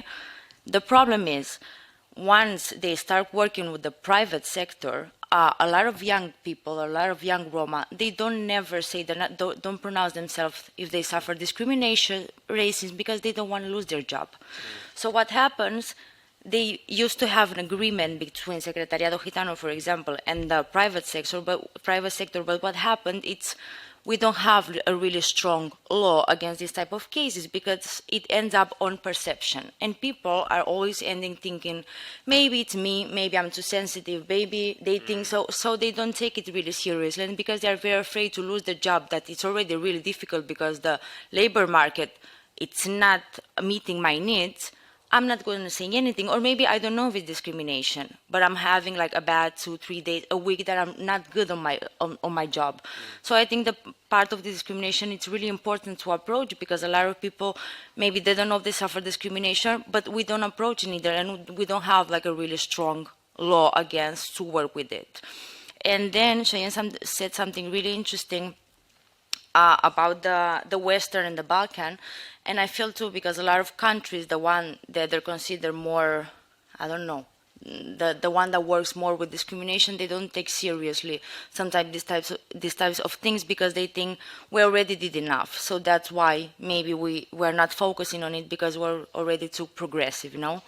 And I know I had another idea, but I forgot. Maybe I can retake it, yes. No problem. And is there anyone else in the panel that wants to come in, Paula? There was a few around the public. Yes. So first of all, thank you for the question on violence and harassment, because it was one of my points and I didn't mention the issue of intersectionality. So it is like that. It can be either by gender, disability, any form of discrimination, and any form can be doubled up. So it is indeed a problem when you belong to a specific community, when you are part of the LGBT community, you're a woman, you're in precarious social and conditions, you have a disability. All those things sum up. So intersectionality, it is a problem. I don't have data to tell you how much more Roma are affected compared to other groups. That I can't tell you. But definitely intersectionality is present. So being part of, having multiple factors of discrimination, it is something that can affect people. On the affirmative action, so here I go back to my point when I say we are going into a new wave of austerity. We've seen what the other wave, the last wave of austerity has done. We are going straight into another one. We don't have the public sector here I'm talking about mostly. We are severely understaffed. Think of healthcare, social services, severely understaffed. And local governments and national governments are asked to reduce their spending, which means stop hiring people and possibly don't replace those who go on retirement. So how can you think, and I'm not thinking, I'm thinking now, how can you think of having affirmative actions if you can't actually hire people? You don't, states are, and local governments have their hands tied, they cannot replace the people going on retirement. They have freeze on many countries have freeze on hirings, so they don't even have the minimum standards that the minimum staffing levels that they will require to provide a quality service. When we talk about labor shortages, what we talk about is safe staffing levels, because you don't need to fill the gaps. You need to provide a service which is of quality, and for that you require enough people. Also wanted to mention something about the cleaning services, and we were discussing it among ourselves. If you talk about cleaning services of waste related, water related services, all of those jobs sometimes require work in shifts. So you don't have a 9 to 5 job. You work early morning, late at night. If you don't have the infrastructure, which means public transports that allow you to go to the sites, if you don't have healthcare that allow you to stay healthy and therefore go to work, if you don't have the inclusive education that allow you to actually go to school and understand also what type of contract are you signing, and understand and learn also what a union is, and how if you don't have that infrastructure that is public services, how do you plan to access? And it's very basic. You don't have a bus to go to work. You don't have a doctor that can actually have a checkup on you and give you what you need in order to get better and don't skip work. And here I think the important thing is that if you leave it on the, and Amana touched upon it, if you leave it on the individual, it's not an individual responsibility, it's a collective responsibility. So we cannot individualize the problem or individualize the solution and collectivize the problem, because that's what austerity measures and cuts are doing. You collectivize the problems and the debts, basically all of us are paying for it, but you're individualizing the profit of it. So that is not something that we can work with. And unless we change that, it would be very hard to make actual changes on the rest. Thank you. Thank you very much. I'm going to open back to the floor for maybe 2 to 3 more questions before we go for lunch. Yes, over here. Hello, can you hear me? Okay. Hello, my name is Karina Smrekova. I work for Eurodiakonia. For those who don't know, it's a European network of social and healthcare providers. We have 61 members in all across Europe, whereas we work in Brussels at the policy level as a secretariat. Our members work on the ground with people with communities, including with the Roma community. And they work to improve labor market inclusion of Roma people through different projects and initiatives, including microloans and upskilling programs, mediating between companies and potential employees. However, our members, even though they, on the individual level, they seem to, they really do a good work and they help a lot. We do see this sort of disconnect, this mismatch between basically the actions of our members, the work that our members do on the individual level, and how can they help individual people, which is not really matched at the policy level, at the level of legislation, whereas nationally or at the European level. So this is basically something that colleagues in the room have already mentioned, there is really a disconnect between the individual and the collective, the help on the local level versus how this is matched at the policy level, or rather not matched, and basically the lack of sort of intersectionality between the different issues that contribute to this problem. So basically, I think what we have identified, or our members have identified, is that despite all the work that they're doing, there is a lack of funding at the national level or at the EU level for these specific initiatives. There is a lack of embedding employment legislation into all sorts of other social policy areas, such as housing, for example, as Amana and also you, Paula, have already mentioned. And just to follow up on something that was mentioned earlier on in the discussion, one of our members in Finland, they carried out this research into employment, or like employment obstacles, and they found out that CVs which contained the same qualifications but had someone with a Roma or Roma perceived name on it got less success, less response than someone who had the same qualifications but the non-Roma sounding name. So this is not exactly a question, but just a little input. Thank you. No, thank you very much. I think it kind of paints a deeper picture. I had an intervention. Yeah. Thank you. My name is András Nun. I'm from Hungary, representing Autonomia Foundation, which is a member of ERGO. Paula mentioned responsibility and responsibility of the community. So I think we also take into account what kind of policies different national governments are running.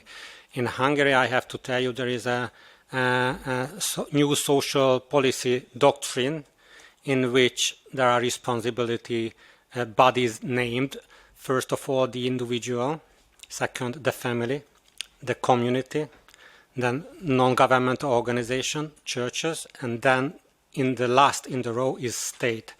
So what can we expect when we really should demand on services from state which would lead to equal opportunities, social services and education, which is compulsory. Education is compulsory, but states are not providing that given service which at the end of the day lead to equal opportunities. So that's the situation. There is labor shortage in all of the countries, in Hungary as well, and we have now more 10,000 guest workers from Asia because state failed to provide this kind of social and education services which would lead to equal opportunities, so that most of the people, not only Roma, they finish education elementary without being able to read or write, so they are basically illiterate.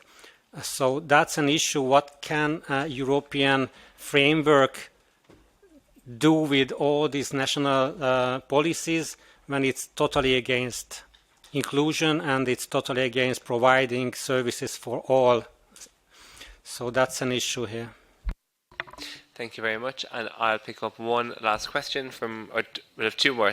We'll have one here, and then we'll go to the back, and then we'll come back to the panel. Thank you. In fact, I wanted to ask brief questions to the other panelists, very brief questions. First about the report. I mean, I came in the middle, but I noticed that it covers 5, let's say, new member states since 2004, plus Spain, right? And then you mentioned that Ireland was a kind of benchmark country. Can you please explain that? I wonder, I mean, do you see Ireland a kind of a model when it comes, be it good European practice? That's one question. And the other question was also related to why, that to you, I mean, from DG Just, I mean, because you mentioned that EU funds, ESF funds, let's say, projects in 50 member states, and then we heard that some countries, you know, also my own country, Sweden and Scandinavia and so on, I mean, they don't recognize the racism, and that could be an explanation why they don't apply for maybe funding for any projects. Is that the explanation, do you think? And then about the project, very interesting project in Slovakia. I wonder, is this a kind of, let's say, what you call it, protected employment, which only applies for, let's say, Roma people, you mentioned women and so on, and is it funded, for example, both by the government and by EU, for example? Thank you. Great, thank you very much, and I'll hand back here. Hi, I'm Henny Horvat, and I represent Eurocities, which is a network of European cities. And I'm a social policy advisor there. And yes, I wouldn't say it's a question, but like, I think what you panelists said, it was very important, but I think like there is maybe one element that I haven't like touched upon yet, which is social mobility and actually like economic connectedness in a way that like even if we had quality services with equal access, I think there would be still like another obstacle in front of these communities, which is if all of the people that have low skill requiring jobs, then you not necessarily will apply for university, even if you could have access to it. So like I think it would be very important to also, when we are like thinking about policies, to create like public spaces and like public services that are very integrated and inclusive in a way that it gives opportunity to people from different like socioeconomic backgrounds to meet each other and make friends with each other. So that would mean that they would have like more aspiration to kind of get like a higher educational level than they would have without that access to, I don't know, friends with a higher socioeconomic background.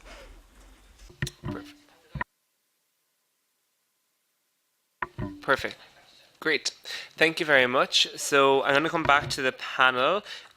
We had the question around anti-gypsyism in recruitment processes, the responsibility of the state not only to provide services but also to facilitate opportunities for upskilling education to be able to access more opportunities in the labour market. This question about Ireland as a benchmark. We had a question specifically about the social enterprise, and then the final question around this topic of social mobility. So, who would like to start from the panel? Bianca. I'm going to be quick because maybe Amana can help me about the Ireland question. I think it's very interesting because they put their benchmarking. If you ask me, my personal opinion, I think it's not different. You ask me why Ireland didn't have any different perspective, but I think the common thing between all these countries that contribute to the report is the anti-gypsyism. That's why maybe it's common on all the 6 countries plus the benchmarking from Ireland. But maybe Amana can help me with this one. The 6 countries that are included in the report are the 6 member states who have the highest number of Roma living on their territory. And then we invite other researchers to contribute on a voluntary basis if they want to. So Ireland answered the call is the short answer. And the more comprehensive answer is that our colleagues, members of Pavy Point, Roma and Traveller Centre, have developed a very comprehensive research study with Maynooth University on Roma in Ireland, so not travellers, but Roma particularly from Eastern Europe who arrived in Ireland and who are trying to access the labour market. So that was incredibly fitting because most Roma who find themselves in Ireland seeking employment come from most of the, perhaps less Spain, but come from most of the 5 Eastern European countries covered by the report. So there was a lot of complementarity there. And that's where the benchmarking came from. Thanks very much, Amana. And also to note, there also was the question for Athnas around the use of EU funds in some of the Nordic countries. Do you want to touch on that now? Yeah, I can. Perfect. So the European Social Fund has a special dedicated sectoral objective. I forgot the name of it, 4 or J, but it supports marginalized communities, including Roma, in 15 member states, to be precise, Italy, Romania, Finland, Bulgaria, Czechia, Greece, Spain, Croatia, Hungary, Poland, Slovakia, France, Estonia, and Luxembourg, and Portugal. can we say that this is there is more racism in the countries that do not implement these measures? I don't know. We have to ask the colleagues from the European Social Fund.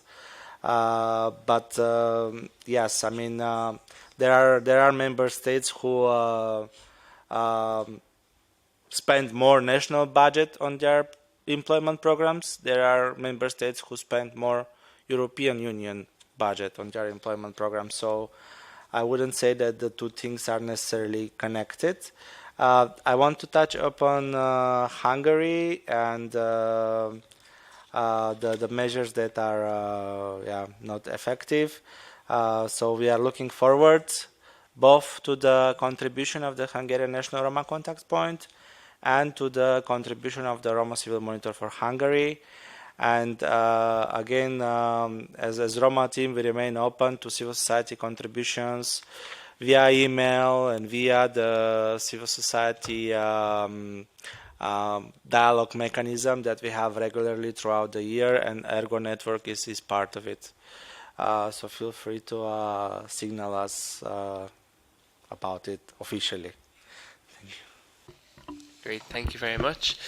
Oliver, do you want to come in for the question on the enterprise? All right. So to answer to your question about the social enterprise, it's partially like funded by state programs, but these systems are not sufficiently like set up, and the social enterprises have to create commercial surplus in order to maintain people's work or people's job. So I think that's everything what I wanted to answer. Great, thank you very much. And finally, I'll come down to the end of the panel to Paula. If you have any thoughts about maybe around, excuse me, maybe around the anti-gypsyism with recruitment, or there was a few questions about public services as well, if there's something new you'd like to add. I don't want to be the one that brings down the mood of this room, so I'm not going to say austerity once more. But I think it's really a question, for example, when we come to recruitment, is really like, when I was looking a bit the draft agreement that we'll discuss tomorrow, is also the question of really training to the people recruiting, so human resources, to also, we are included some training on unconscious bias, because sometimes there are things that we think we don't do, but we actually do. So sometimes it's also important to have training and knowledge, awareness of our unconscious bias. The question of accessing for career progression, partnership with schools, partnership with NGOs, and again, career progression. So not only stay in employment, but try not to stay in the lowest paid jobs, but be able to grow in technical jobs. Not everybody needs to become a manager or wants to become a manager, but get your skills, and I'm thinking certification for driving or using a certain type of machine, or driving a certain type of truck, or those kind of things. They can actually increase the salary, and they can actually increase the working conditions. So why not trying to convince people? And I think there is a point we wanted to say to reinforce progression, development of workers that are on the lowest level of qualifications, to bring them up. I'm not going to go back on the question of education. It is indeed compulsory, but we have a problem there, and we see we don't cover education, so I'm out of my remit here. But it is indeed a problem that if we don't equip the people, if you don't give drinking water to people's houses, how do you expect for them to be healthy and to actually be workers? Start from the basics. So I think what Amana was saying was also very enlightening. Thank you. Thank you very much, everybody, for your questions, also for the panel, for all your wonderful interventions. Before we close for lunch, just maybe a few words closing in summary. I think the report is incredibly timely. I think at the end of this week we should have an official new EU Commission with a College of Commissioners if everything goes according to what's been planned in Strasbourg on Wednesday and Thursday. And I think that comes with new opportunities for how we want to advocate for what we were looking for from the new mandate. I think also in terms of being very timely, last week the European Commission DG Employment published the Employment and Social Developments in Europe report, which is really, really interesting report looking across the EU what is happening in employment. And DG Employment, in presenting this report themselves, have admitted that we're not on track to meet our social 2030 targets. We are supposed to lift 15 million people out of poverty by 2030. And at the moment, we're standing at between 1.5 million and 2 million. Of that 15 million, we're supposed to lift 5 million children out of poverty. That is also a target we're not on track to meet. A second topic that was raised throughout the discussion was around skilling and upskilling and training. The target is to have 60% of adults every year engaging in training, and at the moment, we're hovering at that 40% mark. Poverty levels in general are stagnating. They're not going up, they're not going down. But if you look at other data that's coming from Eurostat, severe material deprivation is increasing. Financial distress of households is increasing. Energy poverty is increasing.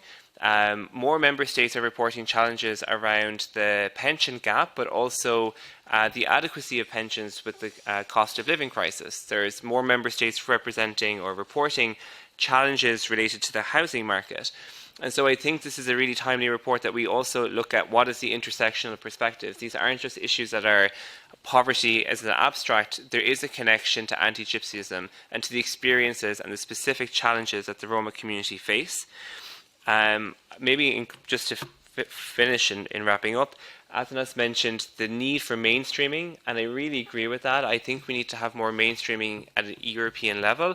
And I think there's really interesting opportunities where that probably and hopefully will happen.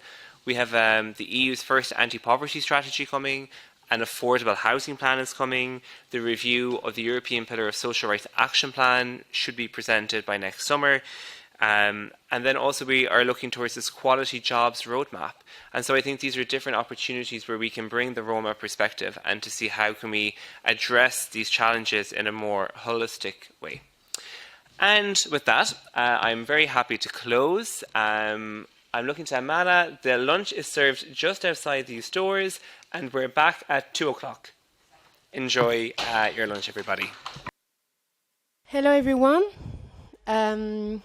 It's my pleasure to welcome you to this afternoon panel. So my name is Julie Pasquette. I'm a policy and advocacy coordinator at the European Network Against Racism, and I'm really pleased to moderate this panel to discuss the EU Roma strategic framework.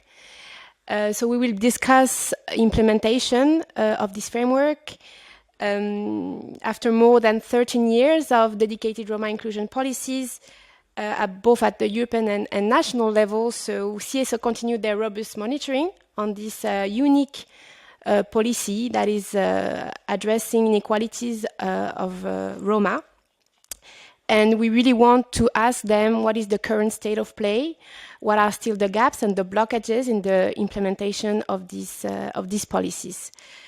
The EU and non-discrimination framework policy and legislation has evolved a lot these last years. There has been a lot of different equality strategies introduced, improved, adopted, and the Roma strategic framework is one of them. However, we have seen that the situation is far from improving and is not leading to significant progress on the ground for Roma people. So this is a very timely conversation that we are having today, especially as the new European Commission, the new European Parliament is taking shape. As you may know already, for example, there will be a new equality commissioner that will be appointed soon. You might have heard from her, I think, this morning. And it's really then important even more to have this discussion on what remains to be done in terms of implementation and really making a change in the lives of Roma people. So just to understand this and share insights on what could be the next step, we will first hear from ERGO on the implementation situation and what are the gaps that can be highlighted by their survey report. Secondly, we will hear from the Western Balkan with the Voice of Roma, Ashkali and Egyptian organization. and how their national strategy are seeking to align with the EU requirements. Secondly, we will delve into a very specific area, which is digital inclusion, with the Reporting and Information Center on Anti-Gypsyism in Berlin. And finally, we will hear from the European Coalition of Cities Against Racism in order to hear from the implementation at the city level, where authorities are the closest to people's needs. So after the two first presentations, we'll have 50 minutes Q&A, and the same after the two last one, and then we will have more time to go into general discussions around the blockages and what can be done next. So let me turn first to Isabella. So Isabella, you are a senior advocacy officer at ERGO, and you advocate for policy standards and funding for fighting against anti-Gypsyism and other forms of racism. You are one of my former colleagues as well. Very pleased to introduce you today.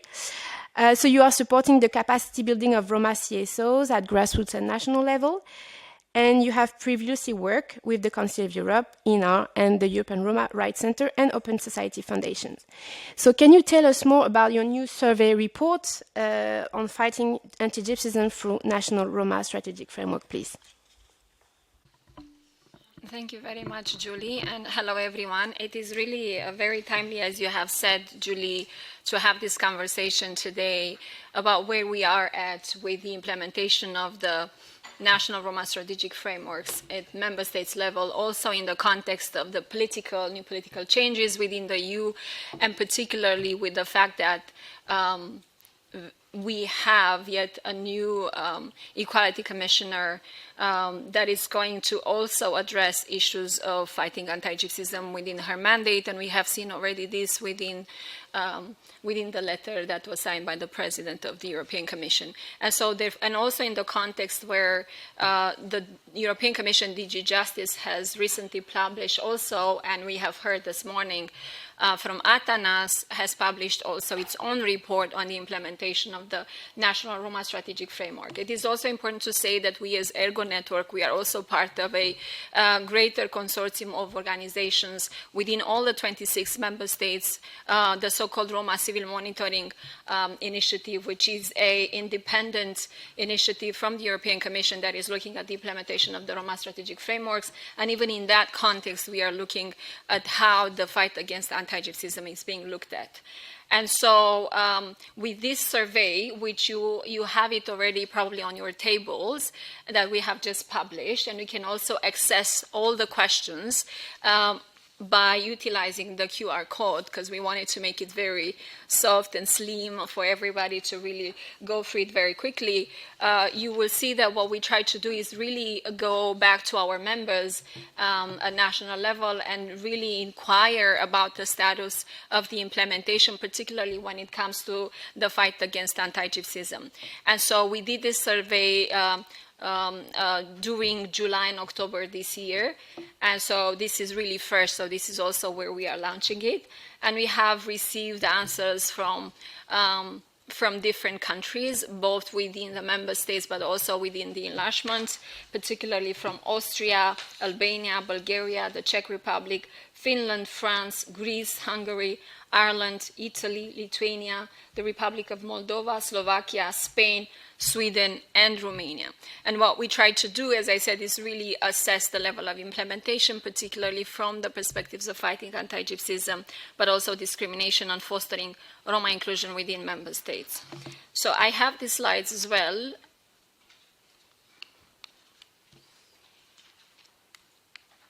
And I have tested it, right? It was working. I can testify. Yes. So that's already the first slide that I have discussed. And so when it comes to the objectives, we have mentioned it, but particularly we were interested to really look at the gaps and also to look in terms of accountability and transparency. So you will be able to see that, I guess, in the last questions. In terms of methodology, the questionnaire that you can find it by clicking on the QR code, and you can see the exact questions. We had 45 questions questions, both closed questions and open questions, to really be able to also have like a more qualitative perspective on some of the questions. And so in terms of the thematic key areas, if you want. Yes.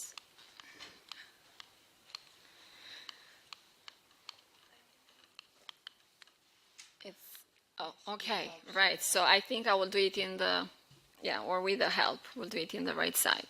So in terms of the thematic areas of the survey tried to look particularly at areas that are, that regard segregation education, segregation in housing, also discrimination in all of the areas of employment, education, housing, and basic services, also looking at hate speech and hate crime, but also police violence. Particularly, this is an interesting area because there has always been a hesitation from member states to look at police violence from the angle of anti-discrimination, racism, and so we wanted to have that question asked, but also the way the NGOs are engaging with the development, but also the implementation of national strategic frameworks, but what are the resource allocation, the funding, and what are the funding initiatives.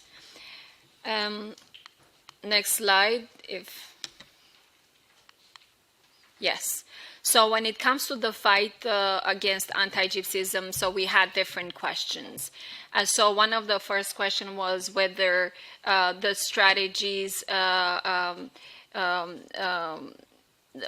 the governments have adopted national strategies, just to start from the basic. And so that we can see that in the majority of the cases, the member states do have. This is a reality that we know already. But in some of the cases, we know that governments have just not action plans or national strategies, but just some sort of measures within broader strategies. And sometimes we have countries like Luxembourg that doesn't have any strategy, right? So that's somehow a reflection of the reality. Although, again, the caveat of the survey is that not all of the countries have actually responded to the survey. So this is a relative reality of what we have. But if you have specific questions, I'm happy to take them and answer to you based on the knowledge that I have. When it comes to the fight against anti-gypsyism, more in focus, we asked whether most strategies have the anti-gypsyism as part of a specific focus. So the majority of the respondents said that yes, they do have anti-gypsyism as a core within the national Roma strategic frameworks.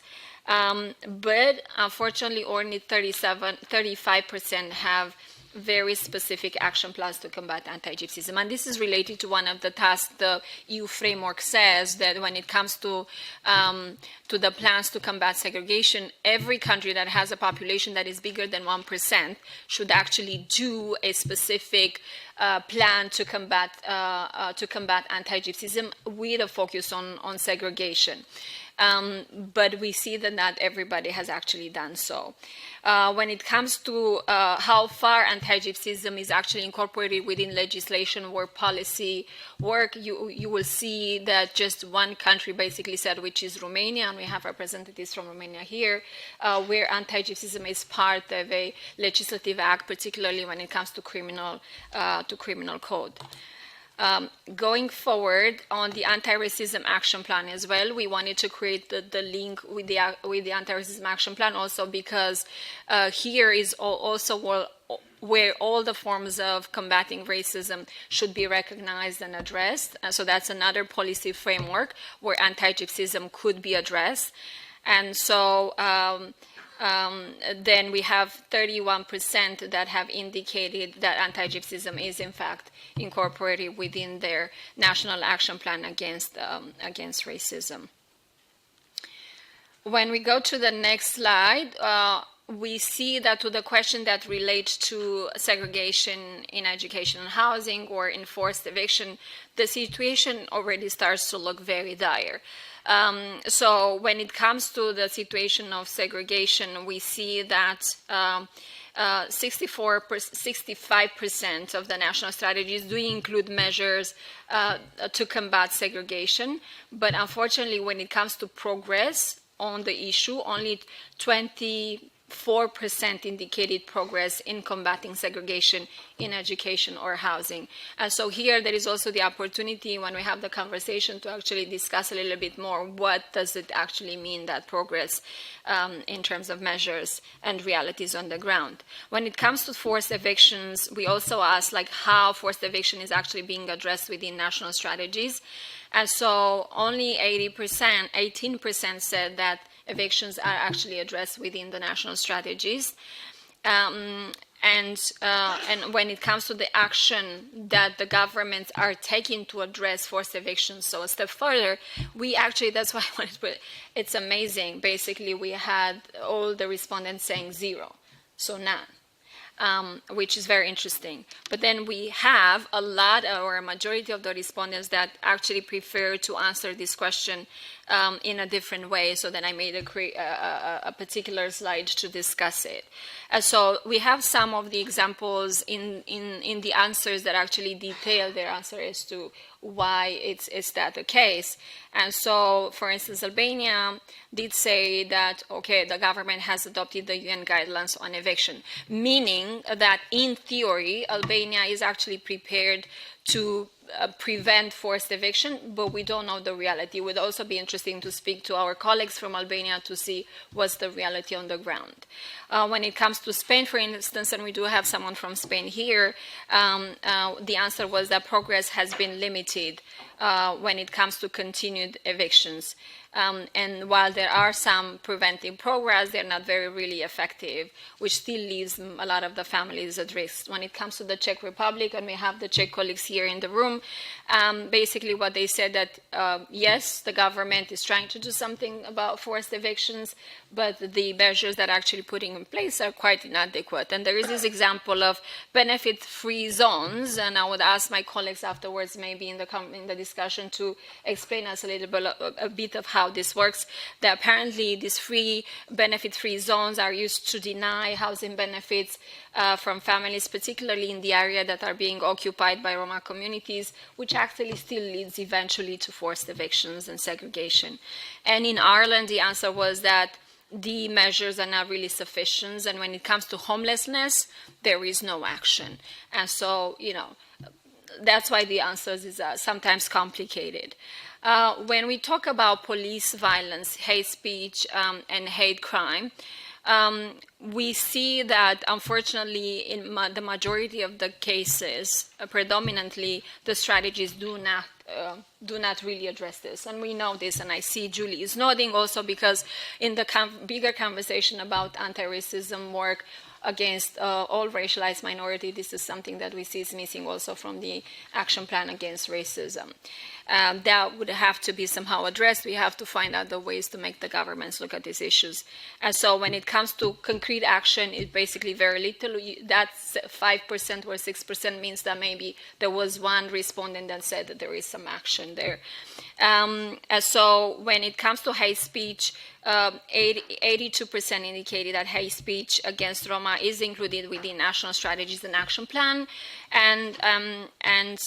but this is also understandable because these are most of the time part of the national strategies with national legislation, and so it's just basically a mirror reflection, if you want, of what we have in legislation, and then it was just transferred to the national Roma strategies. So that's my explanation to it. When it comes to progress, we can see that in the area of hate speech, progress is really, really slow. With basically no real improvements, because that percent you see means basically nothing.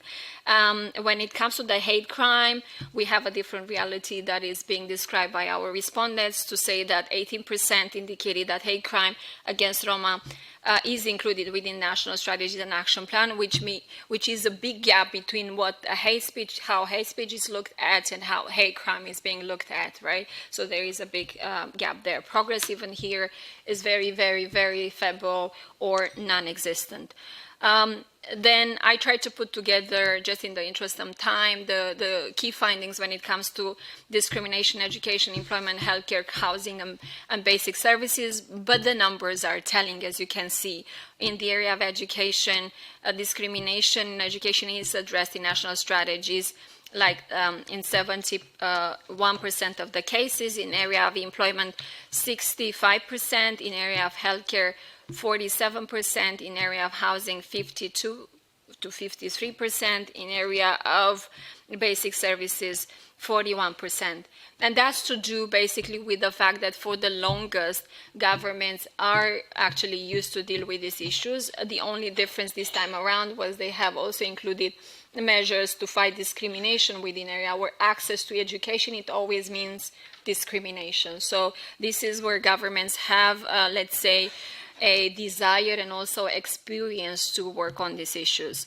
When it comes to the indicator, which is the part about accountability and monitoring, whether the strategy includes indicators, we actually have surprising information to say that only 24%, and then we have some more detailed answers that you can actually just read from the slides. I'm not gonna tell you just now, but just a lot has to do with the fact that indicators, and this is what the European Commission said, as well, there are indicators in the majority of the cases, but they're either insufficient or are inadequate. Sometimes they just give us random numbers of number of this and number of that. They're not really looking at impact, at concrete results. They're not able to measure that, and so the work on indicators would have to be improved. When it comes to NGO engagement within the implementation of actions, you can also see that this engagement is practically very low. And to say that a lot of the people say that even if we are being consulted, the level of our influence is very low, and it's insufficient. When we look at the budget, and particularly national budget that are allocated to fight anti-gypsyism and discrimination in the national strategy, you can also see it's very, very, very low. And if governments apply really for funding initiatives, again, very, very low. But maybe some of you can also answer this question as well. So the conclusion, as you can actually see, is that there is a substantial gap between the commitments that that are laid down within the EU framework and actually the reality on the ground, and then the political will and the actions taken by the governments to implement the national strategic frameworks, including within the area of anti-gypsyism. There are some measures that are dealing with all of these realities, but then the action or the progress on this measure is very low and insignificant. NGOs are involved, but not sufficiently and not meaningfully, right? And the funding is very limited, and the NGOs are really underfunded. So basically, this is the reality on the ground, and the recommendations are really just the opposite of the slides. My slides haven't moved. The recommendations.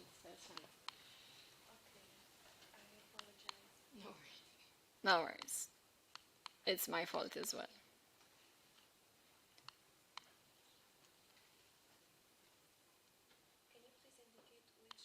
It should be the last one, but maybe. Yeah, or just leave it here, because it's the same. Conclusions and recommendations should be the same. Maybe this last slide, it doesn't appear for some technical reasons. But just to say there is very little progress and that more work really needs to be done, particularly when it comes to political will. So thank you very much, and welcoming any discussion afterwards. Thank you very much. Thank you very much, Isabella. A lot of points for discussion for the Q&A, so it will be after the next speaker. But already a lot of insights around how key manifestations of anti-gypsyism are totally unaddressed, especially when it comes also to the broader strategies linked to anti-racism. So I will now turn to Isaac Skandari, So you are the executive director of Voice of Roma, Ashkali and Egyptian in Kosovo and a member of the ERGO Network.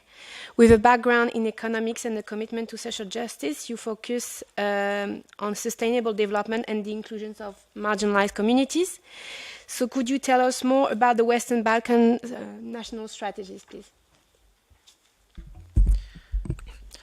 Thank you very much for the opportunity. It's a real honor to be here, ladies and gentlemen. I didn't prepare a PowerPoint presentation, so I will try to pass on the main findings when it comes to national strategies from the Western Balkans to you during these 10-15 minutes. And of course, very welcome to receive your inputs or comments and questions after the presentations during the Q&A. So I'm here to speak about the national strategies in the Western Balkan countries. How did the Western Balkan countries, including Kosovo, where I come from, approach this issue, and what has happened since the EU Roma framework was presented in 2020? So, in a nutshell, all of our countries were quite quick to welcome the EU Roma framework as a guideline to present their vision with regards to addressing the challenges that Roma face in their countries. Given the fact that it wasn't really new, because all these governments, including Kosovo, have presented Roma inclusion strategies even before 2020. But when the 2020 EU framework document came, most of the governments have accepted the framework and built their national strategies around those frameworks. Now, the scope is a bit different. Some of the strategies have a time frame of 2022 when they were adopted to 2030. Some have a shorter time frame, like Kosovo, until 2026. But they're based on the objectives that are presented in the EU framework. Now, when it comes to the methods and the methodologies, what we observed is that all of the Western Balkan countries have been quite, say, open to exchange or communicate or actually accept the participation from Roma civil society. So they didn't only design the strategies on their own and based on the framework, but they also try to somehow include the voices of the local communities, local civil society, in designing the best possible interventions to address the problems that these communities face in these areas. However, when it comes to the context, also what's important to say that the context illuminates the persistent challenges confronting the Roma, Egyptian and Ashkali communities in various countries in the Western Balkans. Now, some of the governments have focused their strategies on Roma, some of the like Serbia, for example, some of the governments like Albania on Roma and Egyptians, or Roma, Ashkali and Egyptians like Kosovo, depending on as I said, the context or the targeted communities that these strategies wish to address. Now, all these challenges include enduring discrimination, economic hardship, limited access to education, healthcare, and housing, alongside social marginalization. In addition, the adverse effects of the COVID-19 pandemic have intensified the pre-existing issues, particularly unemployment, poverty, and discrimination. What's even more important is that these strategies, or some of these strategies, took into account the impact of high inflation rates of these countries and the level that high inflation rates affected the income of Roma, compromising their ability to afford essential goods and services. When it comes to the fight against discrimination, what's important to mention is that the concept of antigypsyism emerges as a critical component in all of these strategies, including the one in Kosovo. However, despite some governmental initiatives, the marginalized communities still grapple with substantial difficulties. The underscored need for comprehensive and targeted measures includes legal safeguards against discrimination, enhanced access to education and employment opportunities, and more effective strategies for providing humanitarian aid and support. The context also shed light on crucial aspects like that strategies in place often fall due to insufficient funding. Dependence on external donors underscores the financial fragility of measures and policies aimed at addressing the conditions of the Roma, Ashkal, and Egyptian communities. So this emphasizes on the necessity for sustainable funding mechanisms to ensure the efficiency and longevity of these initiatives. So when it comes to policy implementation, in summary, while many countries demonstrate commitment to Roma inclusion through strategic frameworks, persistent challenge, including slow implementation, financial constraints, and insufficient addressing of anti-Gypsyism call for sustained efforts, collaboration, and increased focus on targeted action plans.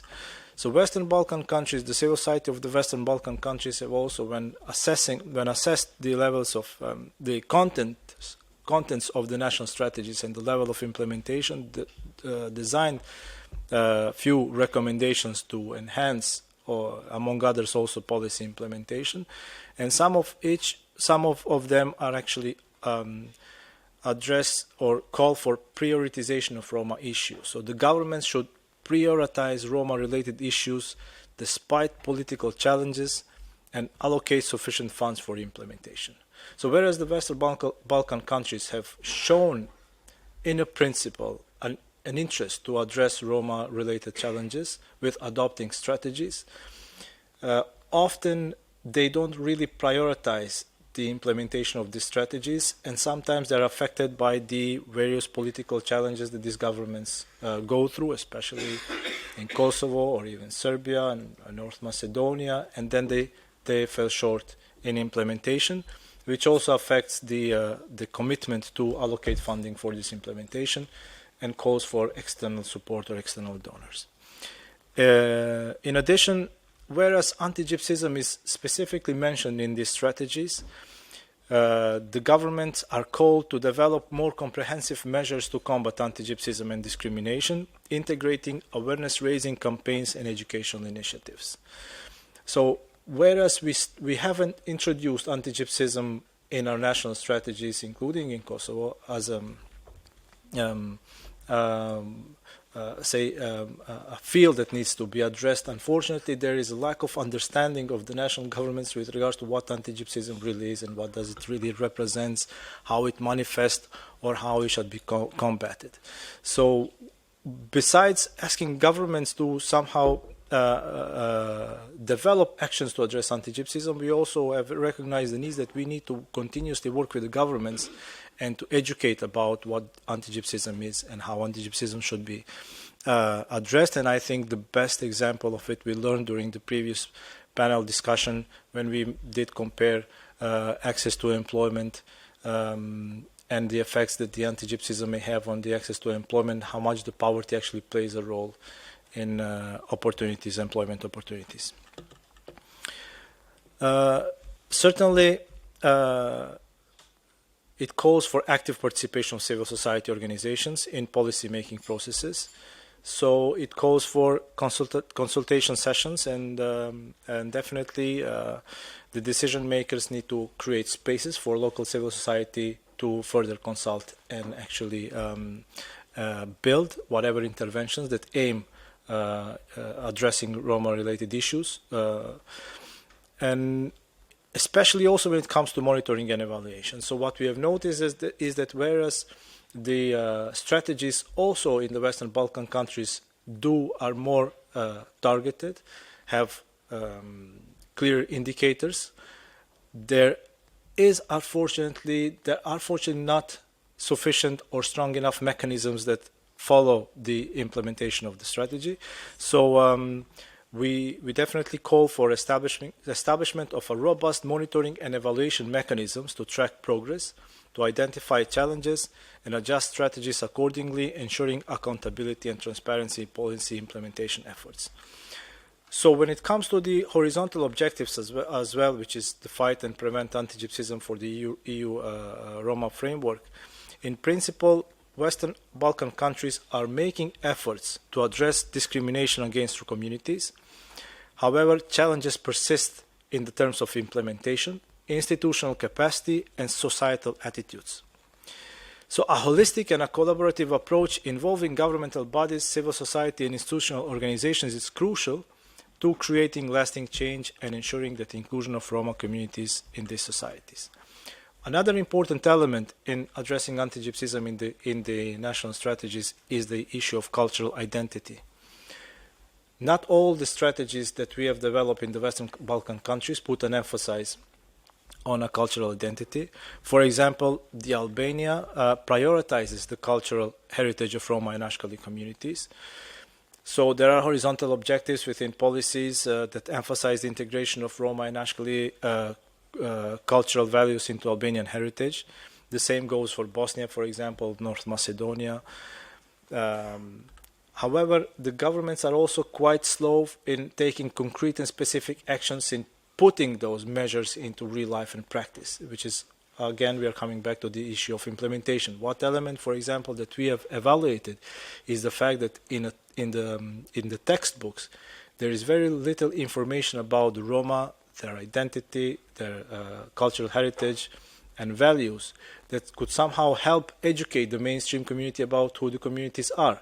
That's one of the key reasons, one of the key actually factors of exclusion comes from the basis of the stereotype, which are built on negative reporting that usually people get from the media, or but very little information comes from the real written proven materials like textbooks, and therefore we have raised this as a concern also in Kosovo. However, we didn't really come to this political understanding and the political will, which was also mentioned, to put these measures that have been identified as one of the ways how to address anti-Gypsyism and how to actually include communities and ensure equality.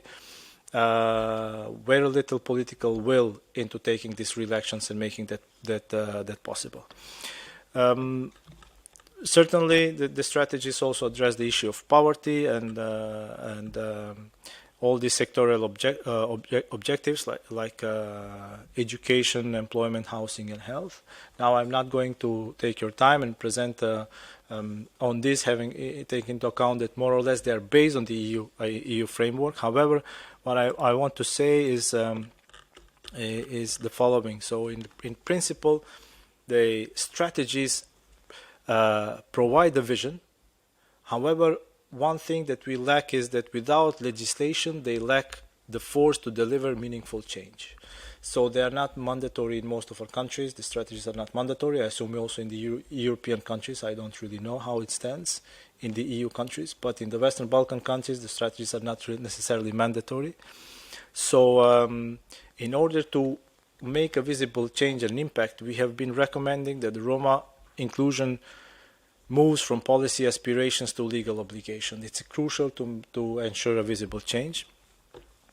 These strategies highlight systematic challenges faced by the community, so we have the recognition and the understanding of the problem to a certain extent.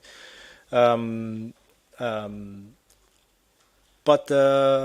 we don't really have this political will to take specific concrete actions to address those challenges. We have the strategies based on these problems. They've developed ambitious goals. However, they are undermined by weak implementation, poor funding, and lack of accountability, as I've mentioned. So, in principle, they heavily rely on donors to make these strategies financially possible.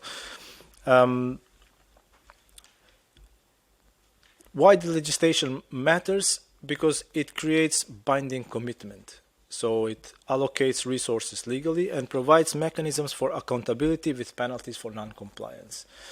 In the Western Balkan countries, unfortunately, we are quite far from even discussing this. However, it should be our vision. It is something that we are putting forward on the table, and we ask the governments to consider actions. And we need specific action or legislation in employment. For example, we need affirmative actions and quotas for Roma employment. We need measures to combat segregation in schools and ensure equal access. In housing, for example, when it comes to formalization of settlements and etc. So, in a nutshell, the anti-Gypsyism has to be addressed as a cross-cutting priority. We unfortunately have limited institutional reforms to combat anti-Gypsyism despite frameworks. Like in Kosovo, for example, we have the Kosovo's National Platform for Protection Against Discrimination. However, we need stronger awareness-raising campaigns, institutional reforms, and also enforcement mechanisms.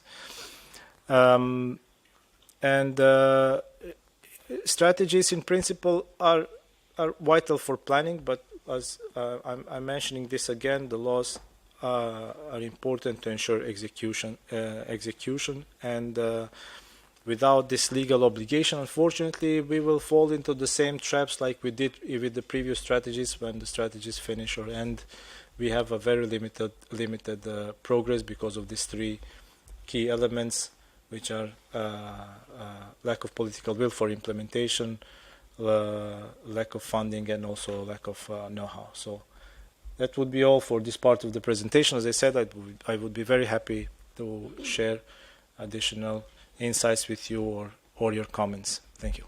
If you have questions and your comments, of course. Thank you. Thank you very much, Isaac. And I see already a lot of common points with the first presentation when it comes to political will, lack of participation of CSO. You also highlighted the fact that more needs to be done on anti-Gypsyism, and that there is it's also linked to a lack of understanding and the lack of legally binding tools. So now I will open the floor for 15 minutes for Q&A. Just bearing in mind that also at the end of the panel we'll have also some time normally for general discussion. So if you could please focus on questions to the two first panelists around the different issues mentioned. Please raise your hand. Yes, please. Okay, thanks again. I wanted to ask perhaps a few methodological questions. First about the survey, which were arranged by ERGO, and it would be surprising that it only covered, I think, 65% of the member states. So, I mean, 17 respondents. How do you explain that? I mean, are there any, let's say, important countries with significant Roma communities which were not included, who didn't reply? And why didn't you also try to get some responses from the authorities on your questions? And when it comes to your presentation from Western Balkans, I understand that your organization, you organized, I mean, this analysis of the implementation of the strategic plans in Western Balkan countries, and conclusions end was the lack of implementation, because there was no really move to legislation and so on. I wonder, do you have the same problem in those strategies which have been adopted by the member states, or do you think it is specific for the candidate countries? Thank you. Thank you very much. Maybe we take one or two questions more so that panelists can answer if they are.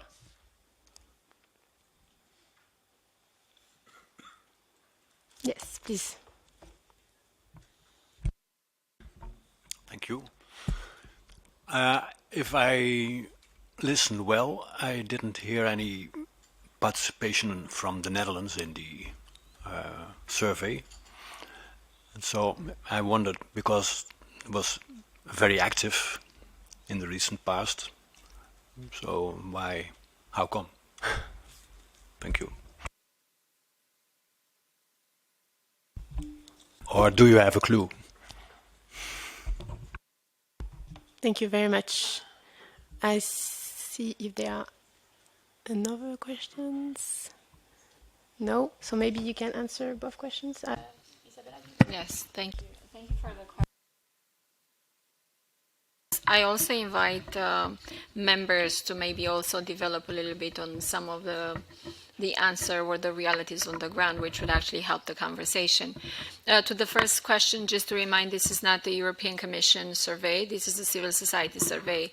So when it comes to the European Commission survey, all the member states are relatively obliged to actually report, because there is a council conclusion linked to the implementation of the national strategic frameworks that obliges member states by all means to report to the European Commission on the implementation. So there is an enforcing mechanism that the European Commission has at its hands for this process. When it comes to independent monitoring like civil society, which is an ad hoc voluntary exercise, there is only so much that we can do, even if these are our members, and we cannot force those to respond. Some of the reason why we don't have responses also because it was over the summer, although we tried to extend it a few times up to October to get responses. And so the ones that didn't come in, didn't get into the survey. It doesn't mean that the realities that have been reported are not relevant. And just to say that the members that we are working with are very much involved within the process of both implementation and monitoring on their own, but also as part of national coalitions under the Roma Civil Monitoring. And so the responses are relevant, but it is unfortunate that not all of them were able to respond at this time. But having said that, this is an exercise that we are repeating over time, because we are always engaged within this permanent monitoring of the implementation, meaning we can come back to it early next year and complete the survey with the rest of the answers and then come back to you and report to you. So that's something that we can take as an effort on ourselves to make sure that everybody responded. But they're still relevant, and I would like you to look into this slide at the responses that have been indeed provided. Thank you. Do you want to answer in the Netherlands? Or? That was answered. Okay. But specifically, I don't have an answer. It's an answer. It's an answer you gave. Yeah, thank you. Thank you. Isaac, do you want to answer as well? Yes, with regards to the Western Balkans, the EU Roma framework is not also mandatory to the Western Balkan countries, even though it's somehow the Western Balkan countries are encouraged to develop national strategies based on the EU framework, but it's not really mandatory. So I don't really know how the situation, for example, is with the European Union countries, but our countries, however, because there is an aspiration to become an EU member, and in this aspiration path, at one point of time, the governments will be asked about the work they have done to integrate and include Roma communities within their society. So, of course, they have embraced somehow and accepted the EU framework as a guideline to address key challenges that the Roma really face. But unfortunately, the element of accountability is missing of the governments to provide tangible results, either by maybe by the EU or especially by the local societies, even though the civil society in these countries is quite vocal, but often their voices are neglected by this government. So the accountability to provide tangible results or implement these measures is unfortunately for the moment missing. And it, of course, follows with the lack of allocation of financial resources to implement those measures. So whereas on the one hand, we develop strategies which have very good measures, we don't really take significant actions to implement those measures in the real practice. And this is where we have this missing element.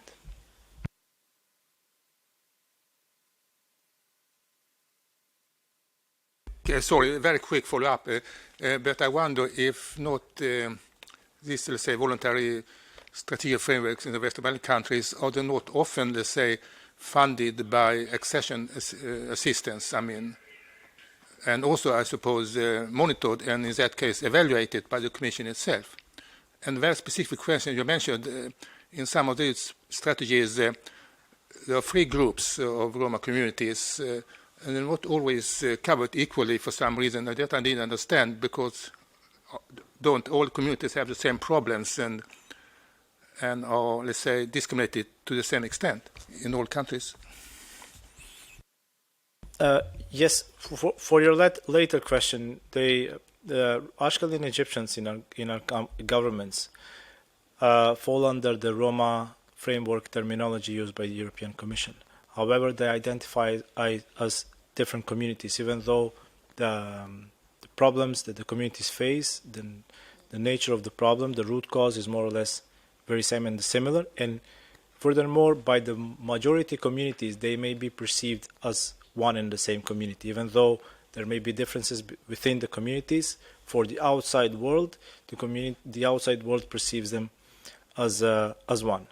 On the other hand, the one problematic approach that we have with our strategy is that the governments build the strategies without allocating funds, not for themselves, but for sometimes even the European Commission or the outside donors.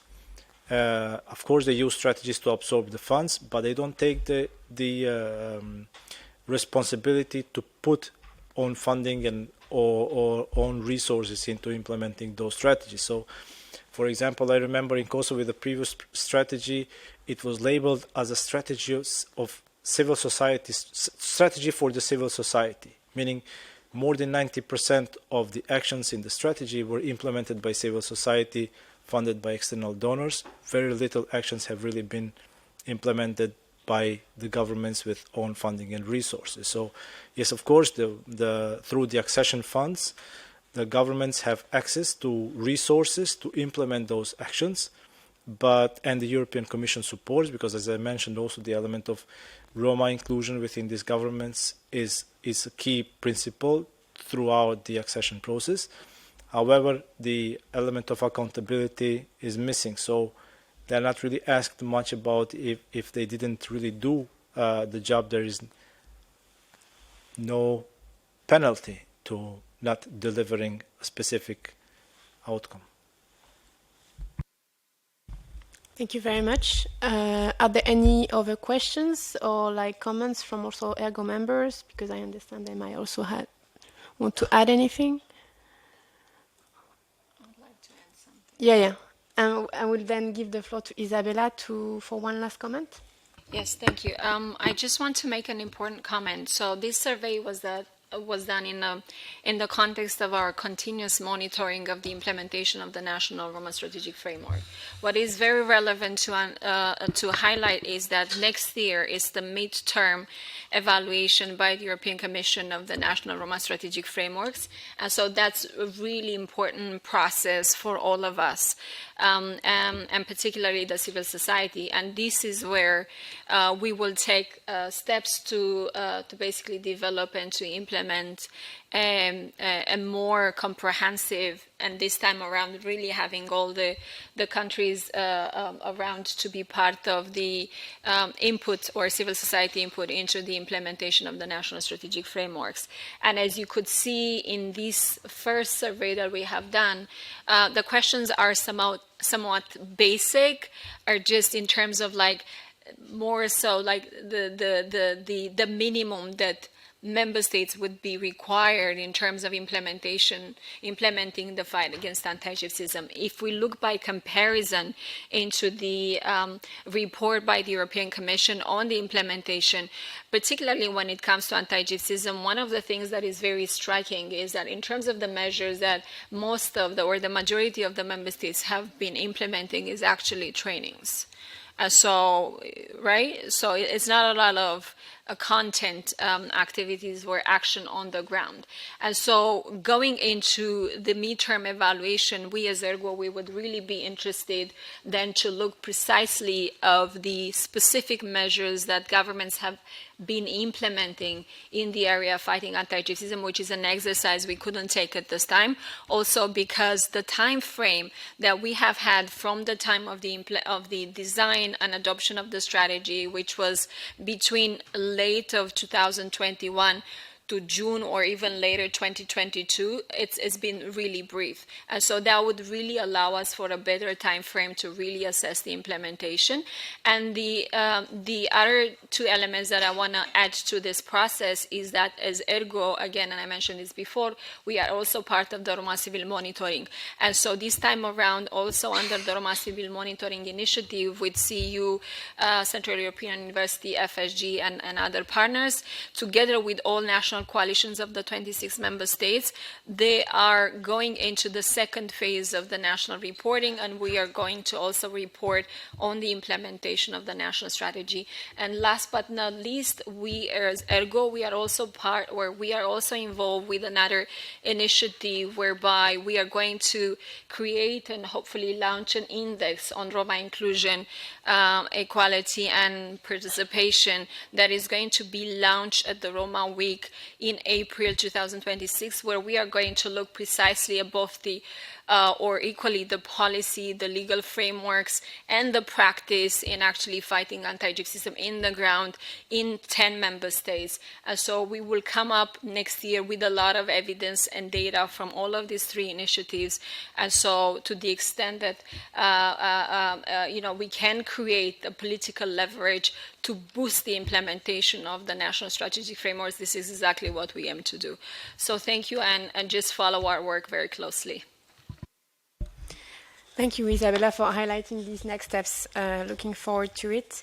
So now we move to the second part of the panel. So I'll give the floor to Mustafa Yakupov. You are Deputy Director of the Reporting and Information Center on Anti-Gypsyism in Berlin. Through your work, you aim to bring attention to the challenges faced by Roma and to propose actionable community-driven solutions. And before we go into the discussions to look at the specific issue of digital inclusion of Roma, I would like to ask the audience if you could answer to this interactive question on the screen. So what do you think are the biggest challenges to ensuring everyone has equal access to digital technologies? Because then we will go into more details and Mustafa will detail a bit more about the different challenges from the report he has. But we would like to hear from you first and to kind of build on your approaches and perspectives.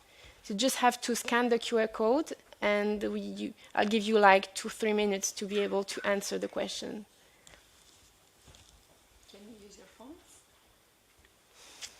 Yeah, you can use your phone to do that.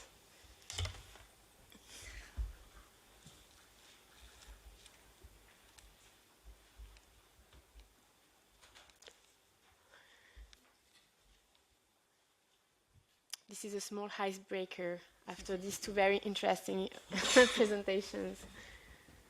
2.0 icebreaker.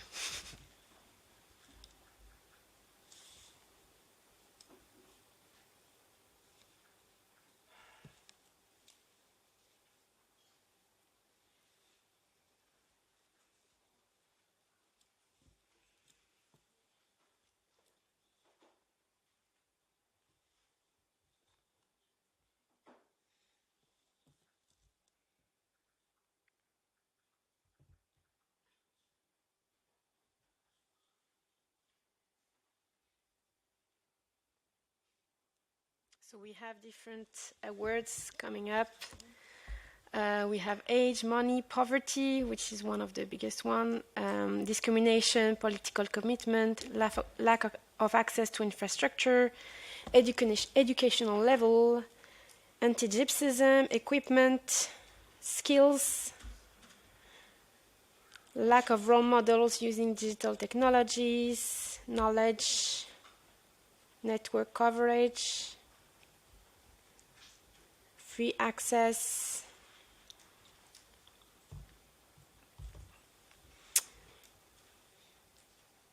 so we see in big the words that are the most used.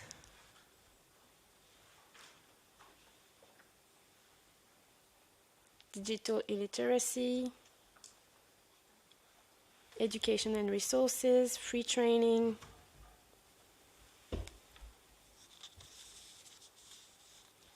still have some people typing.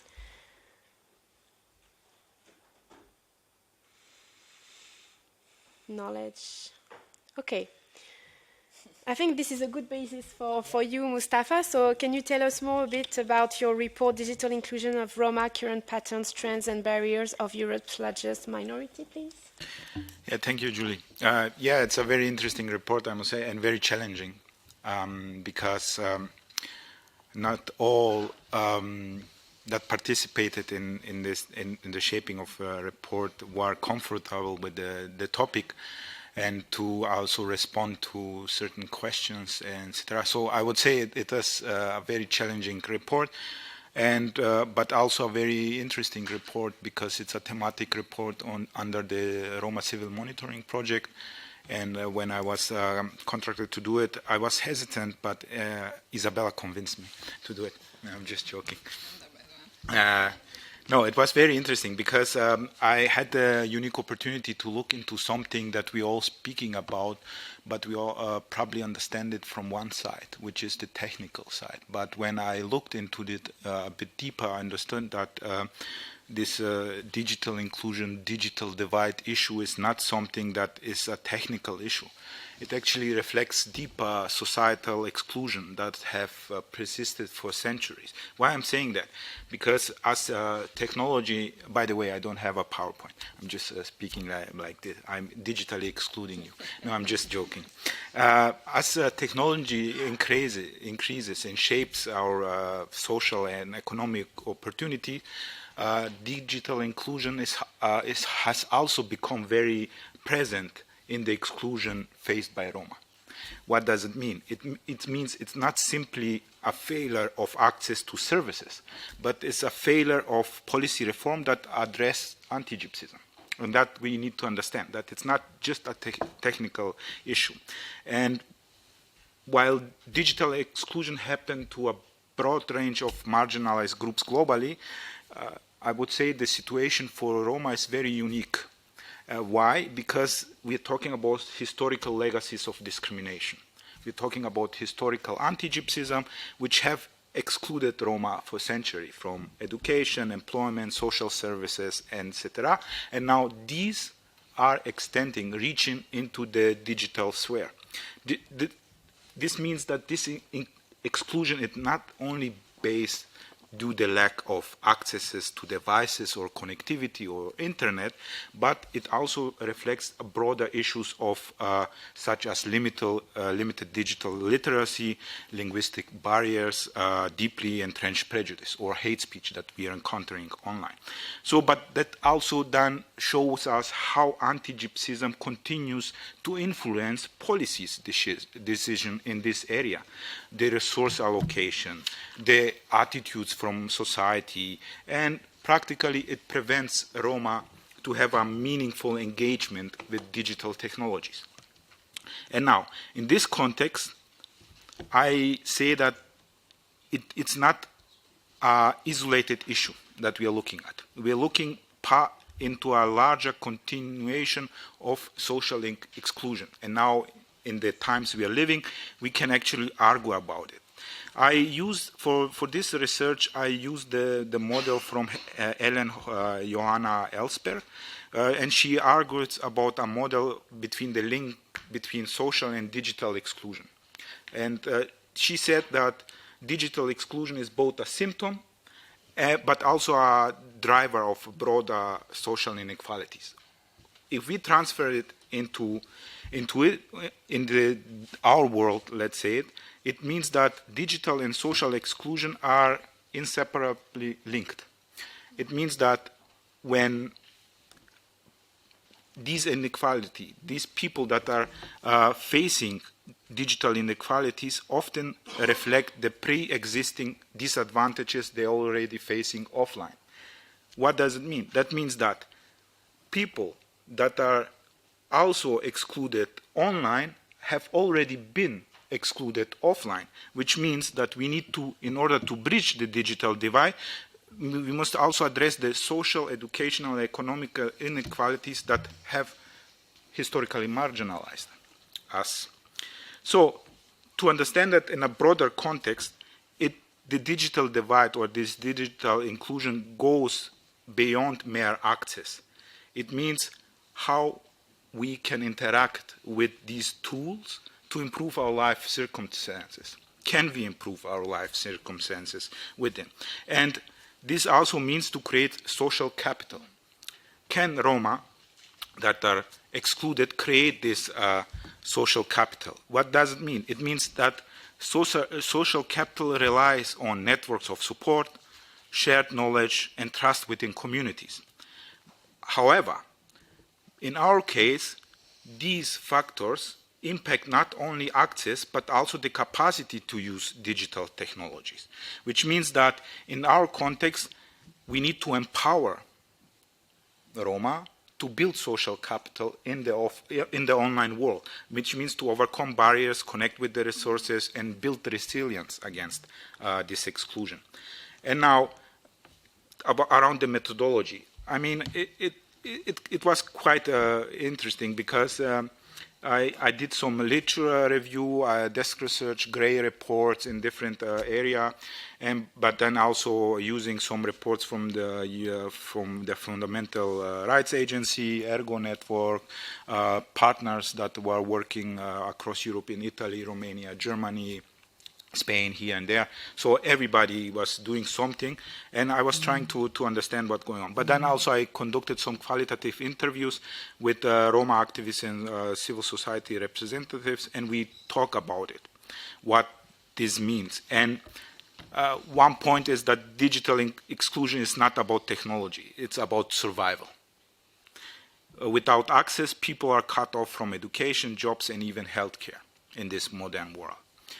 But then also there was a survey which was running into the Roma Civil Monitoring Network, and 16 civil society organizations across Europe contributed to this, and they actually emphasized that the lack of affordable devices and internet access creates barriers for the poorest families in the communities. So, just some numbers. Also, the numbers which I encountered telling us a very sobering story. Like, for example, only 43% of Roma households have internet access compared to 87% across the EU. That's Fundamental Rights Agency for you. Or just 90% of Roma adults have basic digital skills. That's far below the EU average of over 50%. So we are also here very below. Or what was seen in Slovakia, for example, that only 60% of young Roma adults complete secondary education compared to 85% of their peers. So they are like, it reflects more than the lack of technology or knowledge. It reflects a broader system.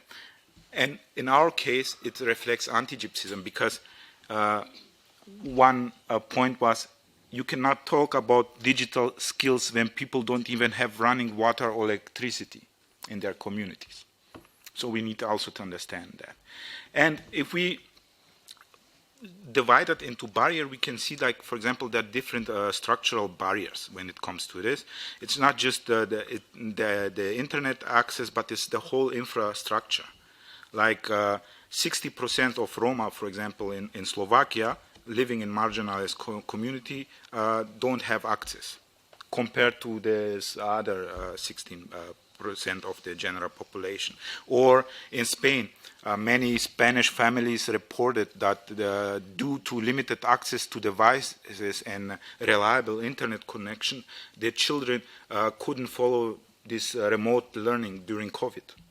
So they were also left outside of this process. Or educational barriers, for example, that the educational system that was now digitally built online is not built for Roma. It doesn't understand the dynamics, so it's not built for our community. That's some observation from the people I've spoken to. Or that very few, or this cultural and linguistic isolation. Few digital platforms offer content in Romanes or in Romani languages. And one activist from North Macedonia said, the internet is another place where Roma feel invisible.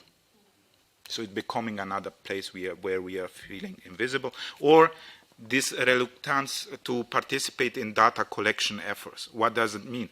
Because we have a long history of targeting exclusion and negative experiences with authorities, and then the collection of such data is actually seen with deep-seated mistrust, which means this mistrust is has to do with the historical trauma of the Second World War, of the Roma genocide. Yeah? And because many Roma Sinti shared personal information, and this was actually used against them. And now a lot of Roma also avoid to identify in certain surveys or online as Roma because the fear of consequences if they do it. But then also now I'm saying a new form or manifestation of anti-Gypsyism is the online anti-Gypsyism.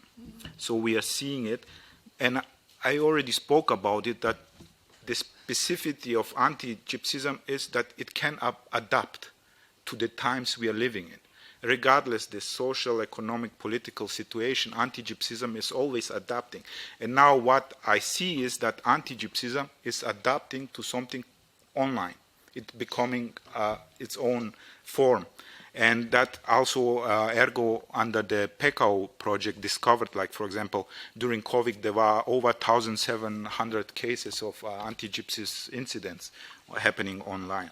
So this means that there is a new form of violence that pushes Roma further into the shadows as such. And yeah, but there are also some promising practices.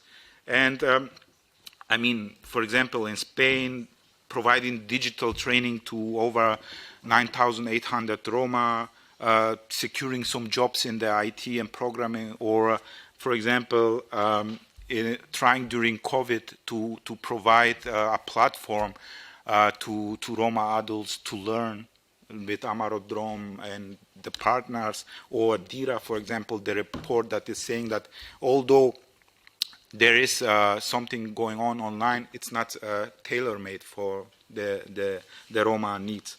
So there are also some practices of hybrid learning models, like where there is a combination of the offline materials with the local support hub to address certain connectivity gaps, let's say that for example, Fundación Secretariana to Gitanos that in Spain, or there are like these partnerships with Google or other different organizations that also ERGO had.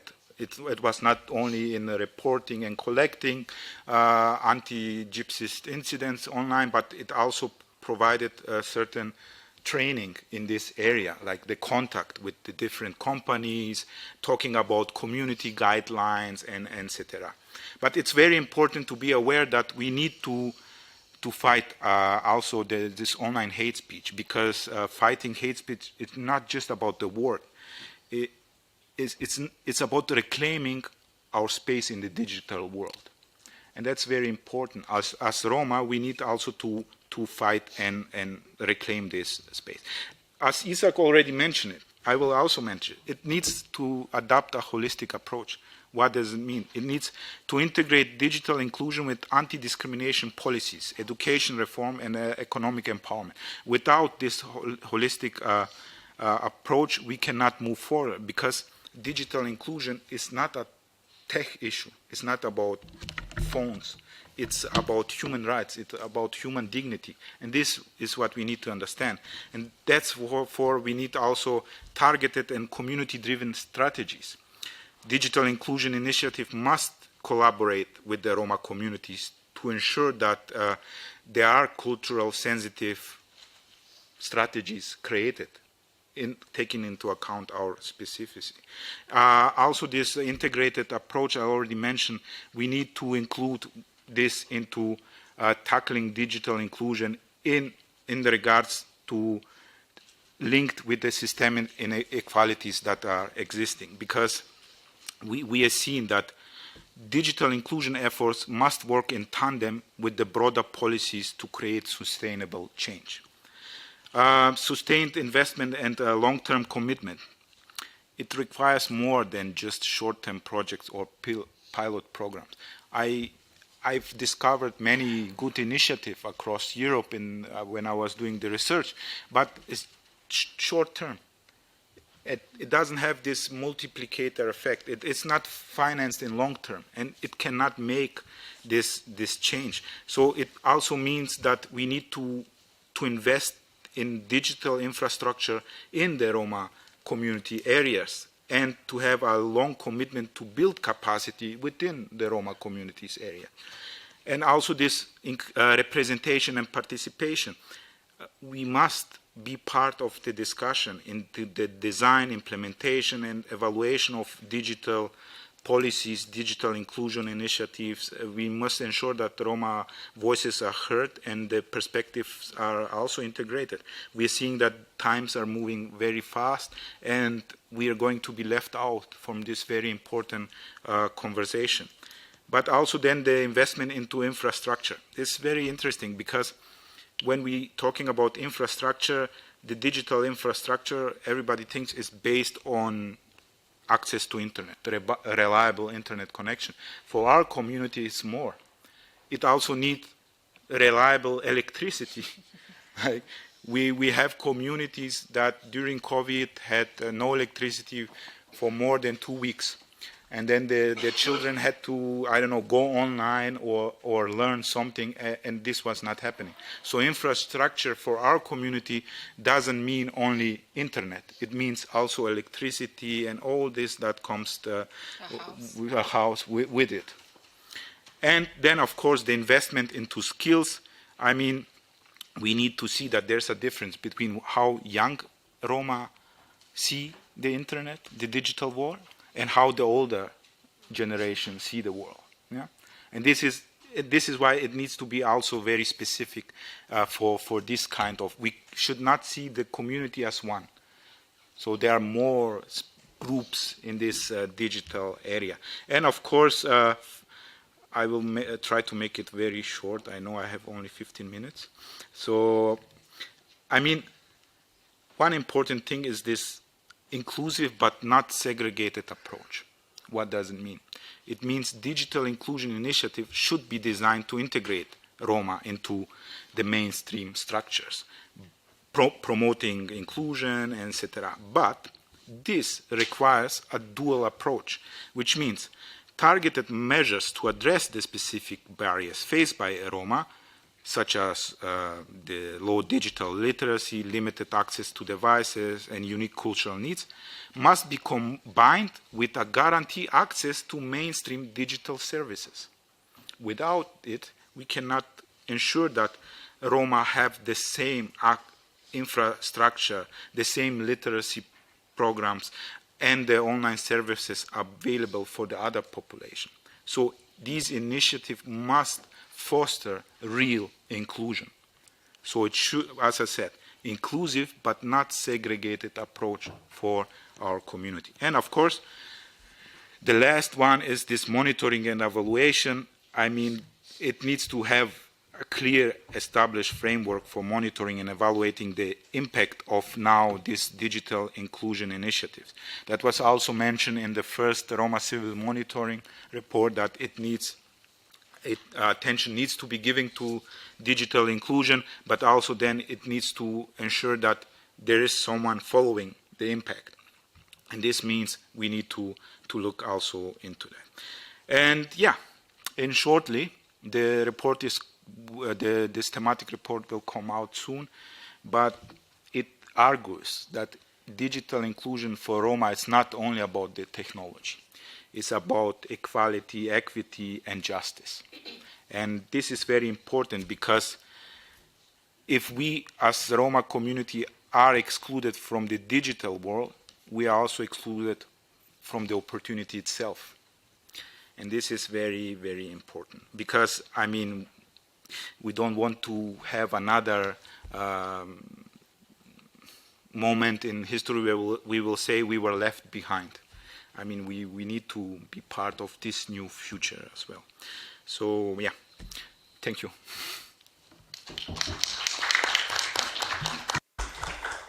Thank you very much, Mustafa. We're looking forward to read this report. And it's not by chance that we decided also to zoom in into this topic, because you really described how anti-gypsyism is reflected online. And how it's crucial to work also on what has been mentioned in the first panel on how in improving also solutions to anti-gypsyism offline in order to address it online. and also all still the hope that you also brought in terms of initiatives and the empowerment of Roma in this field. So I will now turn to Daniel.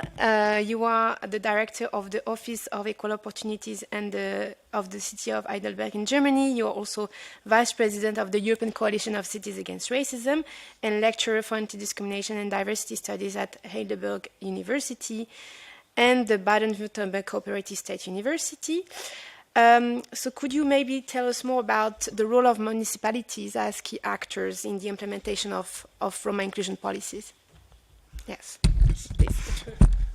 Thank you so much for inviting me, Isabella, and to be here as part of this panel with these presentations that are all very, very relevant also to our work. I have a small presentation. I will always just say next, so maybe already next slide, please. First of all, I will give you an overview about our organization, the European Coalition of Cities Against Racism, our backbone, our 10-point plan of action, our online city reporting, our working groups, and then maybe also in the end have a chance to discuss with you how we cooperate better the 180 cities that are members of the European Coalition of Cities Against Racism and ERGO in the field of antigypsyism, because there we have a lot to learn. We are in the process of setting up a new working group and we are learning organization. And as already said, we are a group of 100 European municipalities. We were founded in 2004 under the umbrella of UNESCO. And while joining initially meant a more open commitment to human rights, ECHA has shifted in the last years to a much more structured approach to support cities in developing targeted action plans, local action plans against racism. This is a trend what we are seeing in many cities in Europe, which is very encouraging. And we are also highlighting specific forms of racism also in its institutional and structural dimensions in the last year. So you see a certain shift, a certain trend in European municipalities, of course not everywhere. And as it was mentioned several times today, and what is also true on the national level, we have a long way to go. There are still huge gaps between the official commitment of cities for equality and against discrimination and the realities on the ground. So there is a lot of work to do in the future. And we are funded currently through membership fees and also through the European Commission as part of the EU Anti-Racism Action Plan. We get funding, and that gave us also the possibility to restructure our monitoring, our data collection processes, and our especially also our working groups. So but maybe something a little bit to our organization. So our organization is officially a non-profit organization under German law. We have a board where cities, for example, like Bologna and Barcelona are part of the board. We have a large general assembly of all the 180 member cities of the coalition. We have a steering committee of group of 25 cities, a scientific advisory council where also UNESCO is part of the council that evaluates the city reports, and the office, as already mentioned by Julie, is based in the city of Heidelberg. So the basis of our work is the 10-point plan of action, and that is important because cities, when they join ECHA, they have to sign this 10-point plan of action, and it is also important because that 10-point plan of action signed by the Lord Mayor and voted on by the City Council then also gives the local civil society organizations the possibility to hold the city accountable. It's like a 10, I will show it also later to you. It's practically 10 steps cities have to follow, and based here are the 10 steps. And these, you see here practically all the steps where, all the topics where cities actually can take action in the field of anti-discrimination. It starts from equal access to goods and services, housing, but also the city as a model employer also and safeguarding non-discrimination there. We have a lot of work in the field of participation of people affected by different forms of racism, and how you also can secure the monitoring and the implementation and the monitoring of the 10-point plan of action through public participation processes, especially with organizations of people affected by racism. And but we also guide the cities with a toolkit and with certain working groups and a monitoring system to help them implement their strategies. We have an online reporting on that. Next slide, please. So as I already said, the 10-point plan of action is an important local tool for member cities, not only for the city themselves, but also for civil society, and also for those in the city government, often because that is actually what our network is. It's not a network of mayors, but mostly of those people in city governments who are responsible for the topic of anti-discrimination and diversity. So the inclusion, integration, diversity, anti-discrimination commissioners in the city, they are and so it's a peer-to-peer network, also with a lot of peer-to-peer exchange between the different officers and their strategies. And then based on actually what's working in different cities, we give then the cities orientation through good practice exchange, how they can improve their local strategies. And through, as I already said, through the joining of ECHA, of course, you have a political mandate. You see then the city government has to act, and also the persons responsible in the city government for the field of anti-discrimination, diversity, have a mandate to act. They can always say, hey, our city council has signed this declaration and we have to fulfill a 10-point plan of action, and there's now an expectation from the civil society that we have to take action. And so we see also in many cities that civil society organizations then also ask the city government, what is happening? Did you already implement certain policies that are recommended by ECHA? We also offer then webinars, workshops, and consultations in the field. Maybe next slide. We have, as I already mentioned, also our toolkit for equality that has different chapters. I can show you also a little bit for how this looks like. These are practically, at the moment, we have 13 chapters and a broad range of issues, from how do I set up a local action plan against racism, how do I set up a local anti-discrimination office, how do I implement a migrants council, for example, how do I fight hate crime on a local level, or develop strategies for equal access in housing. So there are different chapters, always based on the experiences of cities. So we always collect practices from cities, we have then exchange, and then in the end we have the recommendations developed mostly with research institutions, as the UNESCO Chair for Human Rights at the University of Graz. And that, of course, also, again, helps local, the people in local government, especially when there is an issue, they don't really know how to tackle the issue. They can first say, okay, look, a lot of other cities in Europe also tackling this issue, or for them it's an issue. So we also developed, for example, working definitions in the field of anti-Muslim racism to just show, okay, there are many cities, like the city of Barcelona, for example, take this topic very seriously, that then we can use a city like Barcelona, for example, or Berlin as a role model and say, okay, look, these large cities are doing it, we locally should also do it. We develop a working definition and then give out recommendations and also policy advice from different cities, so we can empower the people in local authorities then to convince the city council, the mayor, to start certain actions. And so we can maybe take a look. You see here, for example, our toolkit chapter, like a structure here from one of our newer publications on the local action plans.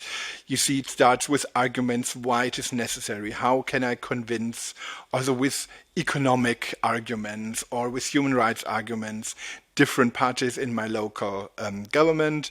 How do I set up a structure? Whom do I have to include? And how do I safeguard the process by, for example, a monitoring structure that safeguard that the action plan is then also put into practice in the next years. Next slide. And you see here then always we have then the cities that took part in the process. For example, here it was in that guidebook on the 10-point plans of action. It was like Graz in Austria or Bordeaux in France or Bočerka in Sweden who contributed. So we always also show then our member cities, okay, a lot of cities in our network working on this in different countries, also different sizes of cities, not only the large metropolises, but also because this is like now the center of our network are cities between 100 and 300,000 inhabitants, to show actually it can be successful and it actually works and it's beneficial for the whole city. You see, for example, Ghent in Belgium is very active, or Cologne in Germany. And here also what we just published, our guidebook on equality data collection. It's also how to set up local structures for collecting as a municipality anti-discrimination and equality data. And another tool is our online city reporting. It also helps cities because then they have the possibility to report and get negative feedback, which can be helpful because then the UNESCO, because we are under the umbrella of UNESCO, the UNESCO practically says, oh, maybe there you should do more or here you should do more. But also the UNESCO then says, okay, this is a really good practice. Please keep working on this. This is the right track.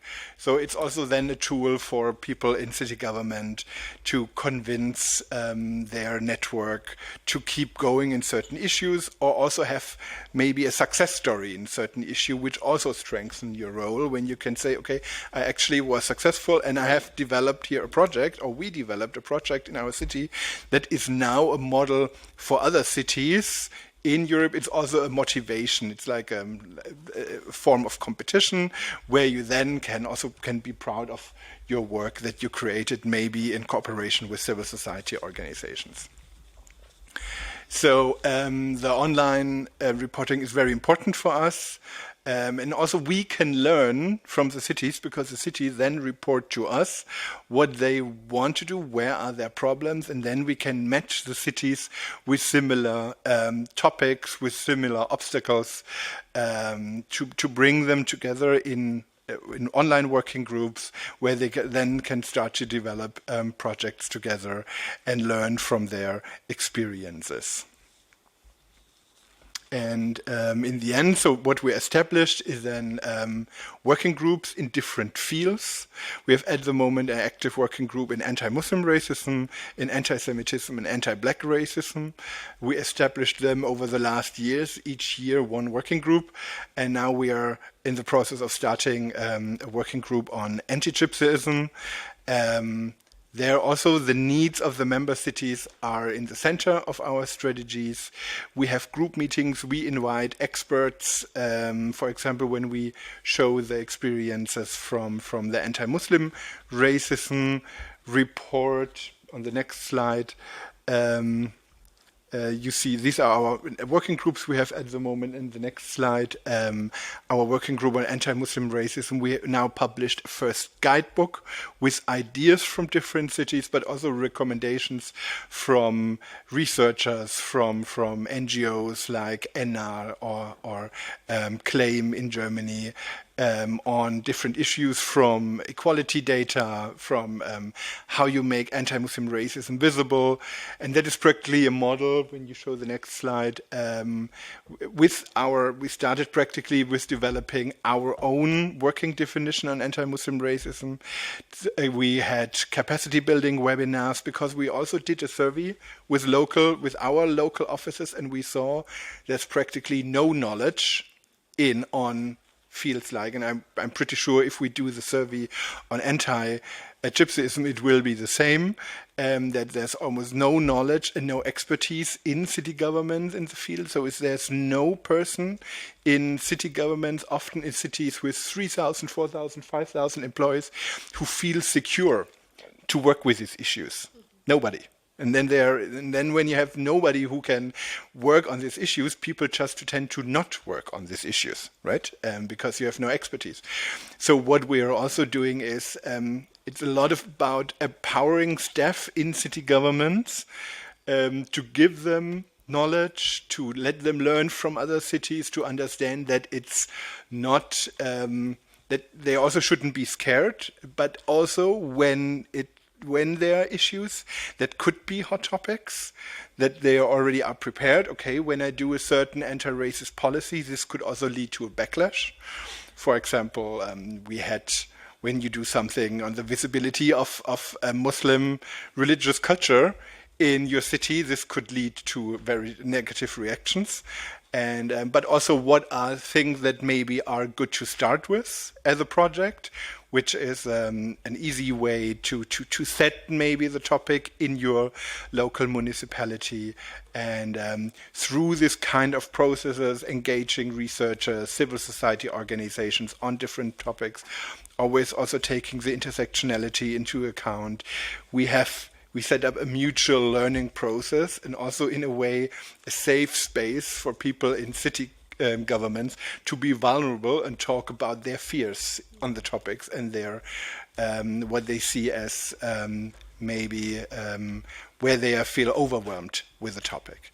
And what we are now planning to do practically is to establish that also for the field of anti-gypsyism. We know there's a large demand. We ask our cities, they want to learn more about the topic, and we want to start to collect practices in 2025 of cities in our network who are already working on the topics. We want to develop a participatory process with ERGO and other stakeholders to tell us also from your research where should we take a look, especially into our city governments, and then set up a process of webinars and programs to just start the conversation in the field of anti-gypsyism from next year onward.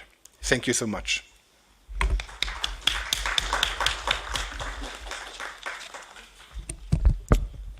Thank you very much for this very interesting presentation on the crucial role of cities and all the work you're doing on different forms of racism, taking an intersectional approach. So now I will open the floor to maybe first questions to the last two panelists, and then we can go into more general discussions on the different steps that can be taken to address the different issues. So first, a round of questions, and please introduce yourself also when you ask a question. Yes, please. I actually have a question for Daniel. I think it was really interesting, the presentation that you did. I'm just curious about the criteria, about the city members you work with. They have to accomplish a criteria, how it's the collaboration, the networking start to actually work when it happened, and then I'm just curious to go a little bit to dig into the Barcelona, because I'm glad that you mentioned Barcelona, because actually we work in Barcelona, and we have a municipal council of the Roma people, and then we have intercultural department and the religion department, so there's a lot of work done. So I'm just curious, what's the collaboration? It's more with other NGOs, it's public institutions. Thank you. Yes, please. Introduce yourself, please. Yes, Elżbieta Mirga-Wójtowicz. I represent here Foundation Jevdik from Poland. I live and work in Krakow. I just checked that Krakow is part of the coalition. And just more than a week ago, we were here in Brussels. It was a conference about Ukrainian Roma advocacy, and we work with in Poland a lot, and we have very good connection and cooperation with Krakow municipality. I was here with one of the director. We are work very closely. So you mentioned this working group on anti-gypsyism. How we can be part of it, or how I can push in the Krakow city to be part of it. I would be interested to be in this kind of group, working group. Thank you. Yes, please. Thanks again. I also think it was a very interesting presentation by both of you. But I just ask one question to Daniel. As you saw from the PowerPoint presentation, one of the 10 points was to support victims of racism and discrimination, and of course also to prevent racism and discrimination. And you mentioned now you have started to work with different working groups and so on different types of racism against different minority groups.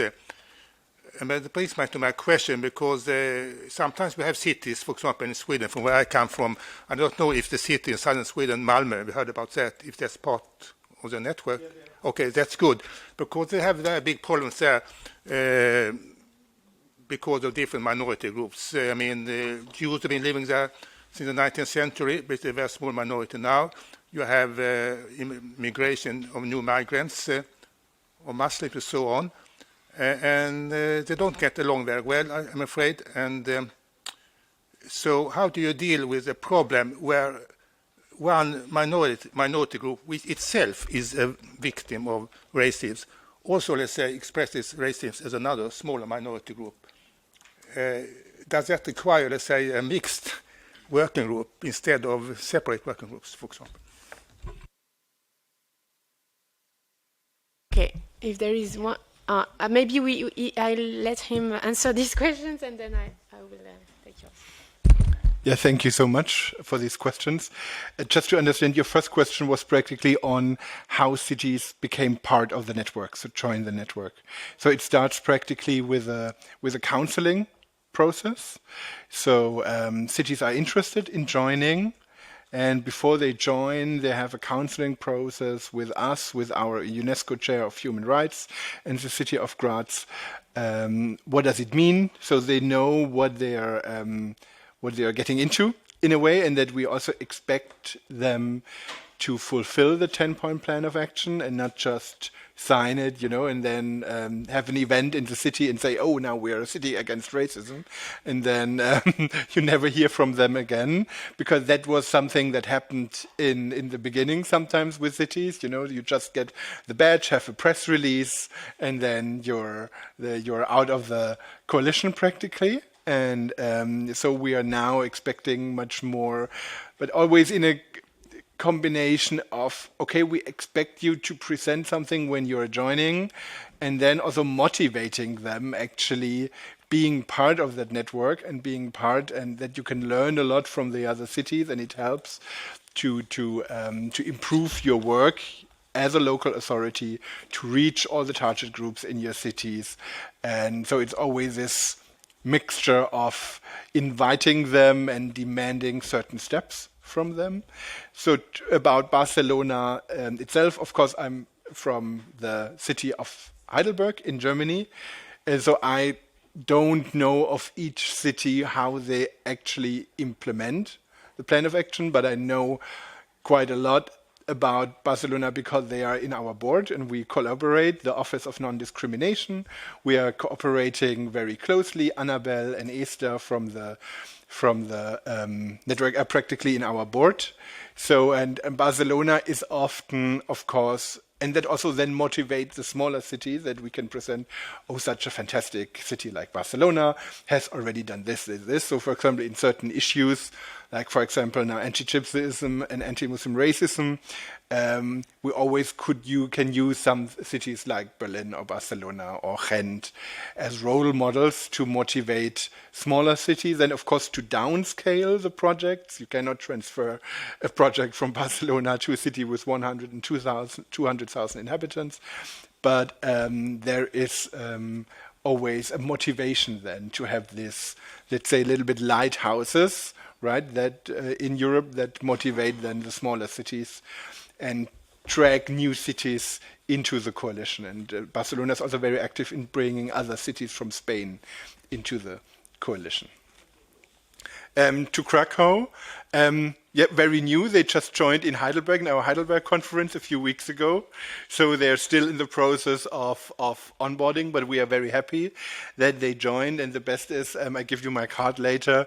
You could write me, and we match you on this issue. Okay, fantastic.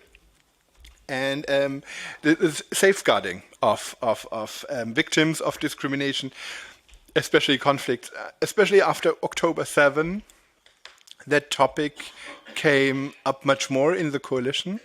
Before, there were cities, although my city, the city of Heidelberg, who had already established Jewish-Muslim cooperation projects, where people had spaces to talk, also as both communities affected by racism have a shared safe space on these issues, and we see these projects now coming up more and more and more, that you need this kind of dialogue and also this motivating of different groups affected by forms of racism, anti-Semitism, anti-Gypsyism, to also take responsibility for each other. I expect equal treatment, I expect equality.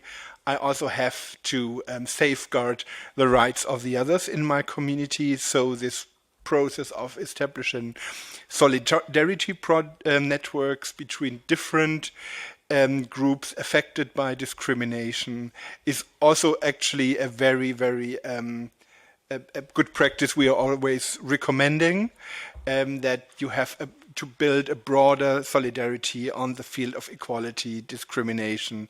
That's, for example, when we look into the our work on anti-discrimination offices, we always recommend have large networks so people understand also the experiences of other people and build inclusive city networks.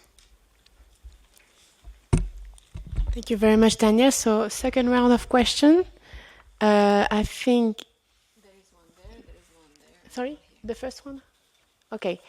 Then two here and another one. It's there and two. Okay, two. Okay. Hello, everyone. My name is Michal Miko, and I'm coming from Czech Republic. And I have a questions to Mustafa related to if the report which was conducted by you, if there is a showcase of some successful models or initiatives that have improved the digital inclusion of Roma communities around Europe, in case of implementation of National Plan of Recovery, if the report is focusing on that as well. Thank you. Thank you. We'll take. Yeah, thank you. Thank you, Daniel, for a very detailed presentation, and I'm very happy to see that network of the local authorities working on these important topics. Usually there was the topics at the national level, but I also want to mention the one initiative done by ERGO Network with the partner in the Western Balkan country. It's the award Most Friendly Roma Mayor, and I think we have around 26 Roma mayors up to now who received this prize, and I think they will be good framework to cooperate with your organizations. And another question is going to Mustafa.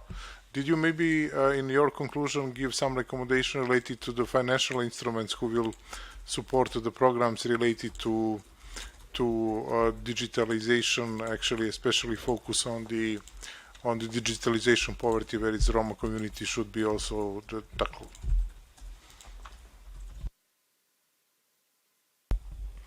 please. Thank you.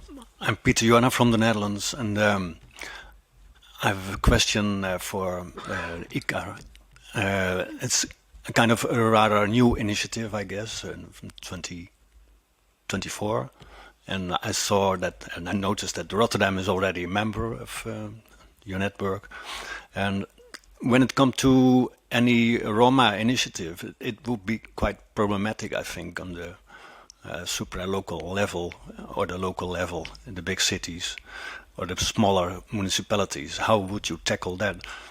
That's the question, because, for instance, Rotterdam, whom has a very good reputation on diverse inter or multicultural initiatives, would not start any initiative within a working group, antigypsyism. I'm sure about that. And other municipalities is already difficult. The Netherlands already developed also tools for combating anti-gypsyism on the local level, the municipalities, which is quite okay. But it's hard to implement, to get it done, in fact, and which take time, I guess, because that is a kind of water fear for the term of anti-gypsyism. But, well, the question was, how would you tackle this kind of initiatives you take, and how to connect it with other ongoing initiatives already? Thank you. I hope you don't mind if we take 2 more questions. Yeah? Yeah. And yeah, so I actually want to jump on questions about the Netherlands because I also checked the list, and so far only Rotterdam is part of it. And considering how many partners we have in the border areas, with especially the Ruhr and Belgium being so overrepresented, I was wondering, like, what happened there? Do we know if any other cities are planning on joining? Because I'm particularly surprised that Amsterdam, Leiden, and The Hague are not in there. So is there maybe a reason why? Do we know why? yeah, last question. Yes, my name is Norman Röhner. I'm a digital inclusion policy consultant, and my question is on this topic. In the preparation of your report, did you also assess the European level initiatives such as the European Digital Declaration on Digital Rights and the Digital Competence Frameworks for Citizens? And in how far would you assess them in being adequate in terms of they address the topic of digital inclusion, discrimination online, and so on? Can we start maybe with Mustafa? Yeah, let me start with that. In regards to the last question, we looked into it, and I was very keen on the Digital Education Action Plan also created by the EU, because I was part when the pathways, the consultation started 2022, 1st of November and stuff. And what is interesting there is that although it focuses on e-inclusion and the need to ensure that all marginalized communities have access and benefit of digital inclusion, digital education, it doesn't really specifically mention something in terms of Roma communities, because it says all marginalized communities. So then, but later on, there are mentioned like the communities such as Roma. And now the interesting part is I look at the European level, but then I was also more keen into this direction because the model of the research was based on health-first model, like what is happening if people are excluded offline and what is happening online. So I was also looking into the national policies, and here I actually see that in this digital sphere and digital education inclusion, the frameworks that are addressing the national policies are not aiming to reducing the exclusion of the communities in the online digital spheres. So this is what I was looking for, like in particular, that if Roma are part of this discussion, broader discussion, mainstream discussion. Unfortunately, also in terms of policies which engaged in issues of digital inclusion, there are many different ways of understanding of digital inclusion in Europe. And each member state has its own policy. So this is the same as every member state has a different understanding of anti-gypsyism. It's the same with digital inclusion. And herefore I go back to what was also recommended, that there must be efforts to improve the digital inclusion by the member states. Unfortunately, it's not really shown in this regard. And then what Dan was asking, yeah, I mean, unfortunately, there is not something special where we only can grab on that all marginalized communities, including Roma, should benefit from it.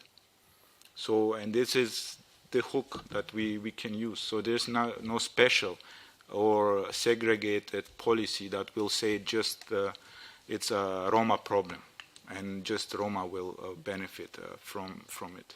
So I didn't discover anything in this regard. But also the time was very short, like almost 5 months, like 4 months. So it was not really enough time to go through all the literature that was available. And Michael, your question, yeah, the only interesting I was finding, and I had a discussion about is the, wait, just a second. I think it was the FSG program, because they had many more cycles of it, and they are actually using EU funds, which is very interesting, by the way, how they are doing it. As practically, the discussion is that this program, also this community-driven digital literacy program in Spain, is not only targeting Roma in a sense. 70% from the people that are participating are Roma. And it actually attracts a lot of funding. And FSG launched this Empleado digital program in partnership with the Spanish Red Cross and Acentura Foundation, and it has already 2 editions. One was 2017 to 2019, and the other one was 2020 to 2023. And I guess a third one is going to be also in this way. And what are actually they're doing is working with the Roma individuals, strengthening their digital skills and what they need for the job market. So, like, for example, they're receiving different trainings in, and there is also something as a digital classroom setup. And now, not to mention like everything, but the interesting part that they are also now expanding it into IT support, cybersecurity, PHP programming, app development, and other tech-focused skills. And practically, this program actually is very interesting to follow. It's a promising practice because it has Roma as most of the beneficiary, but it's not Roma exclusive, let's see it in this way. And this is why it is inclusive, but not segregated as a program. And it's working practically because the numbers are saying, for example, more than 9,800 received digital skills in these cycles. So some in basic courses, around 2,400 in advanced digital skills, and other individuals were trained in software development, in JavaScript, and etc. And it's very interesting and how this digital classroom was also designed, but also then the support and the survey that happened during COVID, where FSG said that around 11,000 families participated, that they were having difficulties with like accessing the materials that were taught. So there are many more such initiatives, but I think I picked this one because it has this inclusive but not exclusive approach. So most of the beneficiaries are coming from our community, but it's not only. And I think that is something that we could learn of and use, because the budgets, the money that are going in are, yeah, quite substantial. for this kind of program and to create these cycles. But as I said, just to finish, it's a challenge. It's a new area we are discovering. I mean, there are already initiatives going on, projects from other NGOs that did, but for us is, again, a new field in this regards, because how did we encounter digital inclusion? We encountered it through hate speech. That's our door we enter in.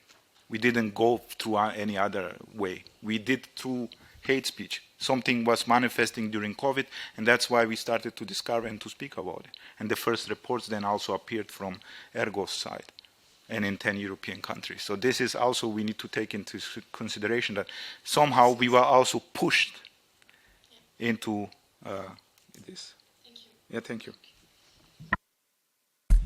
Yeah, thank you so much for your questions. And I mean, as somebody working myself as a director of a equality and anti-discrimination office in the city, I know these processes will take a lot of time, right? So ECHA exists now for 20 years. We are not a very new initiative, but let's say the last 5 years we shifted to a more structural approach. Since 2021, Black Lives Matter played a huge role, and you see a shift in many European cities. Now regarding a city like Rotterdam, which I also know because they are, and as you said, they are very strong in diversity policies. And what we are at the moment seeing, let's say, in the field of anti-discrimination in general, for example, we see now more and more cities in our network implementing anti-discrimination offices as part of the city government.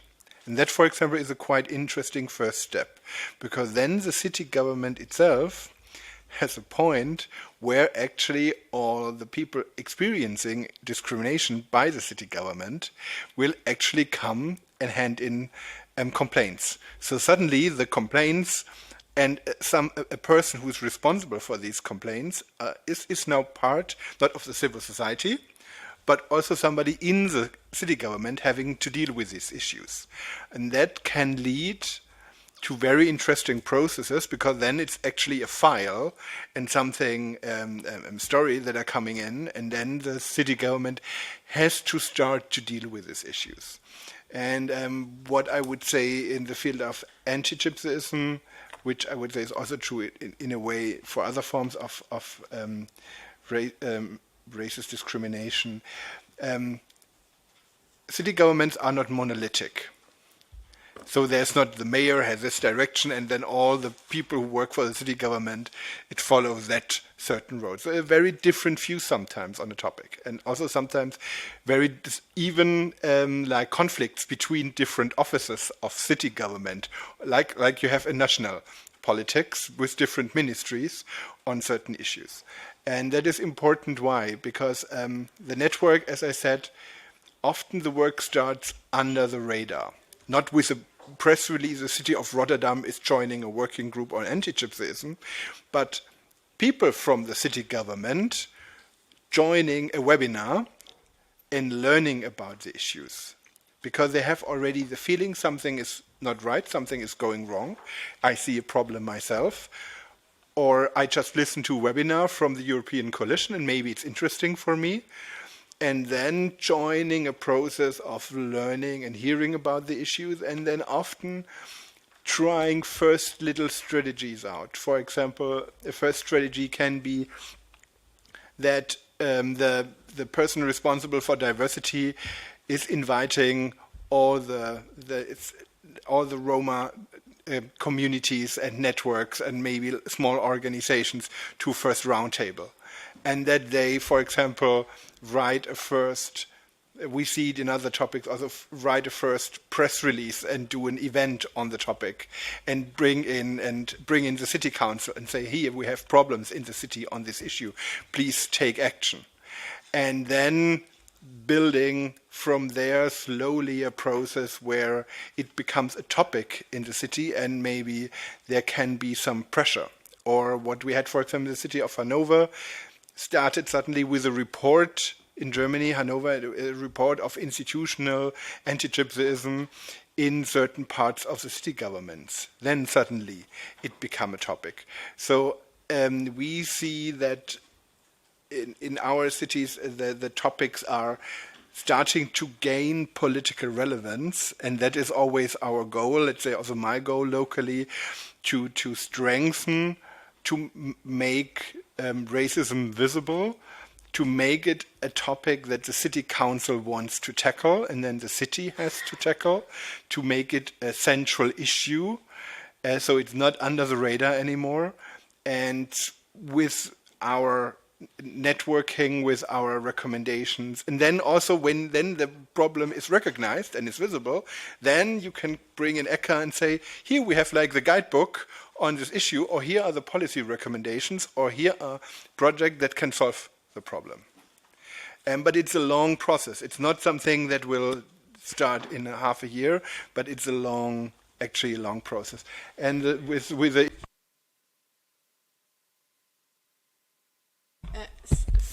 sorry, we are running out of time, and we need also to answer the questions. So maybe can you maybe come to Daniel afterwards? Thank you. Sorry. Briefly, let's be concrete about in the Netherlands the campsites and pitches for mobile homes. That could be a real thing in the local levels, and for your working group, maybe antigypsyism. I don't know, but that. Can you maybe talk afterwards, please, because we have other questions. Thank you. No, but I take it. We exchange addresses later, which are. Yeah, microphone. It's just that in some countries it's like a domino effect. When one city is joining, suddenly others are joining. And in other countries, we are not as strong yet. But for example, just last week, we had an exchange with the city of Den Haag on the field of anti-Muslim racism.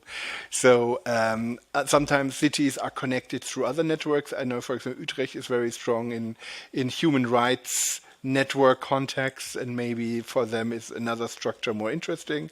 But we are in touch with different cities in the Netherlands. Thank you. Thank you very much. So my apologies, but I really need to close this panel now in order to ensure that we are not running out of time.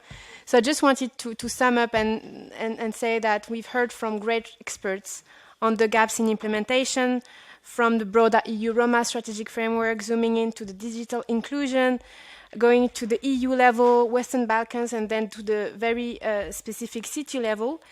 A lot of gaps are related to political will, and we know that in the current political context, this is actually very relevant and timely.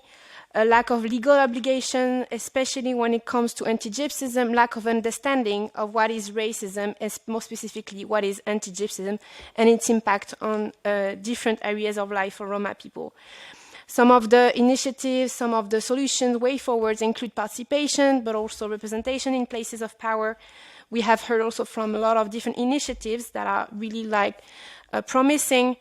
And I think there is also more to be thought about how policies can be more intersectional, addressing more general policies addressing also Roma-specific challenges. We also see with ECHA that coalitions on different forms of racism can also lead to a lot of strengthened action in the field of racism. And something we haven't mentioned, but I think we could also explore this: how can we foster and address the gaps in implementation with the upcoming new anti-racism strategy, because I think that there is also a lot of potential on how we can build more coalitions around this. Thank you very much for your amazing participation, and don't hesitate to go to the speakers if you still have some questions left. Thank you very much.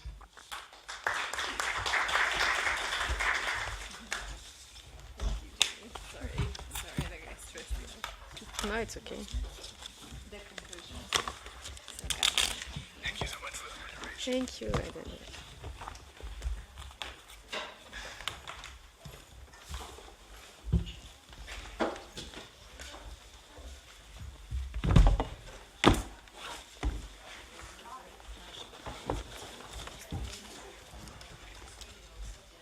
You can come.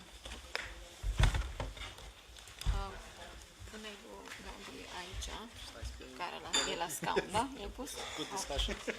Și aici cealaltă.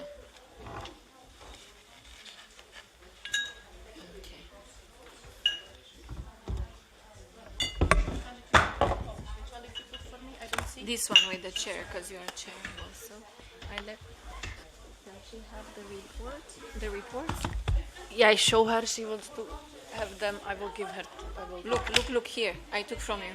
No, I have both of them here. Ah, okay. Because I thought that I could leave you, but No, I have both. This is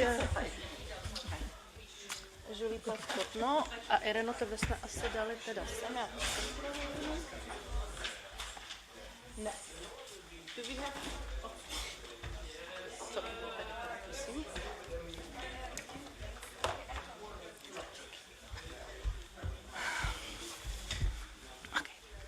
Já tě, ježiš, to se na tom sedí pěkně blbě teda. Protože máme takhle krátký panel, že tady nemusíme sedět celou dobu v takový klouzací. To asi nepotřebujeme. Ladies and gentlemen, good afternoon also from me. This is not yet the end of the conference. It's about to come. So my name is Gabriela Hrabaňová. I'm the director of the ERGO Network. So it was my pleasure actually today to be here with you as one of the organizers as well. And we are getting to the final and the closing session of our event today. And I would start directly with giving a word to Irina Mouzova. She's coming from the European Commission, DG Justice and Consumers. And we are very happy to have her here as the representative of the Commission on this closing session. I was also about to give her our two reports, which you can also all download here through the QR codes or take them in person. And I think there's also an important work for us that we do, that the European Commission is getting and receiving the data from us, from the grassroots organizations, from the Europe and beyond, and have this kind of touch on of the work that we are doing, and that we can inform the policies which are happening, which are being made in Brussels. So, please. Once again. Okay, for the photo.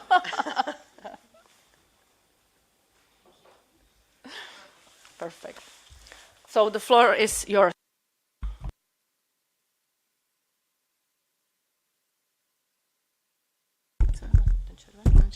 Okay, let's see. Is it working? Yes. Are you completely dead or? No, you look, I feel some energy in the room, but I also feel that many of you, so you are already thinking about the beautiful afternoon and evening life in the sad Brussels, full of water and not necessarily the most pleasant place to live, but this is evidently a very nice place to discuss and also shape our policies. Yes. So we have to somehow admit that from this perspective, Brussels is the best place, I think, in Europe. And I think that one of the clear examples of this very prominent place to shape the minds, to look into the policies that work, and also to assess the new data which are helping us to shape our policy, so is this conference. So let me only thank on behalf of Director General for Justice to thank you all, but also ERGO Network for the tireless work in order to promote Roma in general, fight against antigypsyism, but also to look into the more specifically access of Roma to decent and sustainable employment. And I don't know if there is anybody from the Economic and Social Committee, so I think this is also rather nice that you have been hosted in this building, because it shows how important it is to shape our policies, not only with those that are looking at the strategies and legal instruments at the European level, but also with those that are directly implementing it. Implementing at the regional level, meaning cities, municipalities, but also our social partners, meaning the employers and employees organizations, because without them and the businesses, of course, so it would be even more difficult to look into the topic. You know that we are, as a European Commission, on the long term, truly committed to addressing the numerous challenges that Roma community is facing, and we understand that precisely decent and sustainable employment as one of the key 4 dimensions as enshrined in the Roma strategic framework is really very important, because without having decent employment following inclusive and decent education, it is really impossible to cut this vicious circle that our Roma citizens are unfortunately fighting. And without this comprehensive approach, it is also very difficult to combat the anti-gypsyism in general and to promote equality, inclusion and participation for Roma people across the whole European Union, but also beyond, because we are also addressing the challenges in candidate countries through our strategic framework. Now, I don't know whether you touch up on the data, because you have much fresh on the fighting anti-gypsyism through national Roma strategic frameworks and also Roma access to decent sustainable employment. But my latest data, before I will indulge in your report, only shows that Roma people, unfortunately, they are still significantly lower in terms of the employment rate if comparing with the overall population. And only 43%, according to latest figures that I've got from the Fundamental Rights Agency, so they are in the paid employment. And even in the paid employment, they are unfortunately very much overrepresented in the jobs which are low paid or they are rather precarious. And we're facing the anti-gypsyism also not only in the workplace, but even in the process leading to it, mainly the recruitment process. And that's why many of Roma people are looking for short-term jobs, informal work, in order to make their life still possible. And that's why we also believe that precisely those political instruments that we have in place, like a strategic framework, but also the Council recommendation, so they are pushing all the actors which are active in this area, namely the national governments, but also the regional governments, other actors working at the local level, in order to really put a strong emphasis on the employment and combating anti-gypsyism. I mentioned that employment is one of those key areas in the strategic framework, but let me mention the remaining, because this is, of course, education, health and housing, and those horizontal, where the anti-gypsyism is precisely one of the areas where we really need to invest a lot in order to combat the poverty and promote the Roma participation at the horizontal level. We are not only producing the guidelines, the strategic policy instrument and the legislation, but at the European Commission level we are also strongly engaged in the monitoring and working with our partners, making them accountable in terms of the targets that, according to this strategy framework for the first time, so we have a portfolio of indicators. So we have a better understanding, so what is actually working, what is less working, and making the authorities accountable.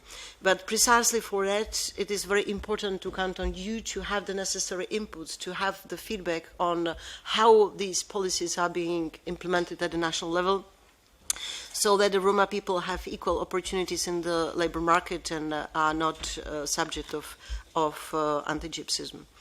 While speaking about I've spoken about the legal instrument, about the policies, but I should also mention funding, because this is a key. The European Social Fund Plus supports the implementation of the national Roma framework strategies in a very addressed way.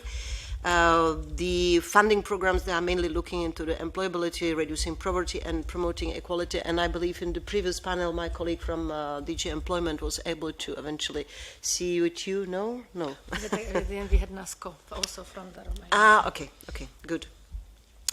But I believe that some new instrument that we have adopted during this mandate, like a council recommendation on minimum income, could also bring the necessary support to social inclusion and labor market participation of Roma. I've mentioned the coalition of the willing.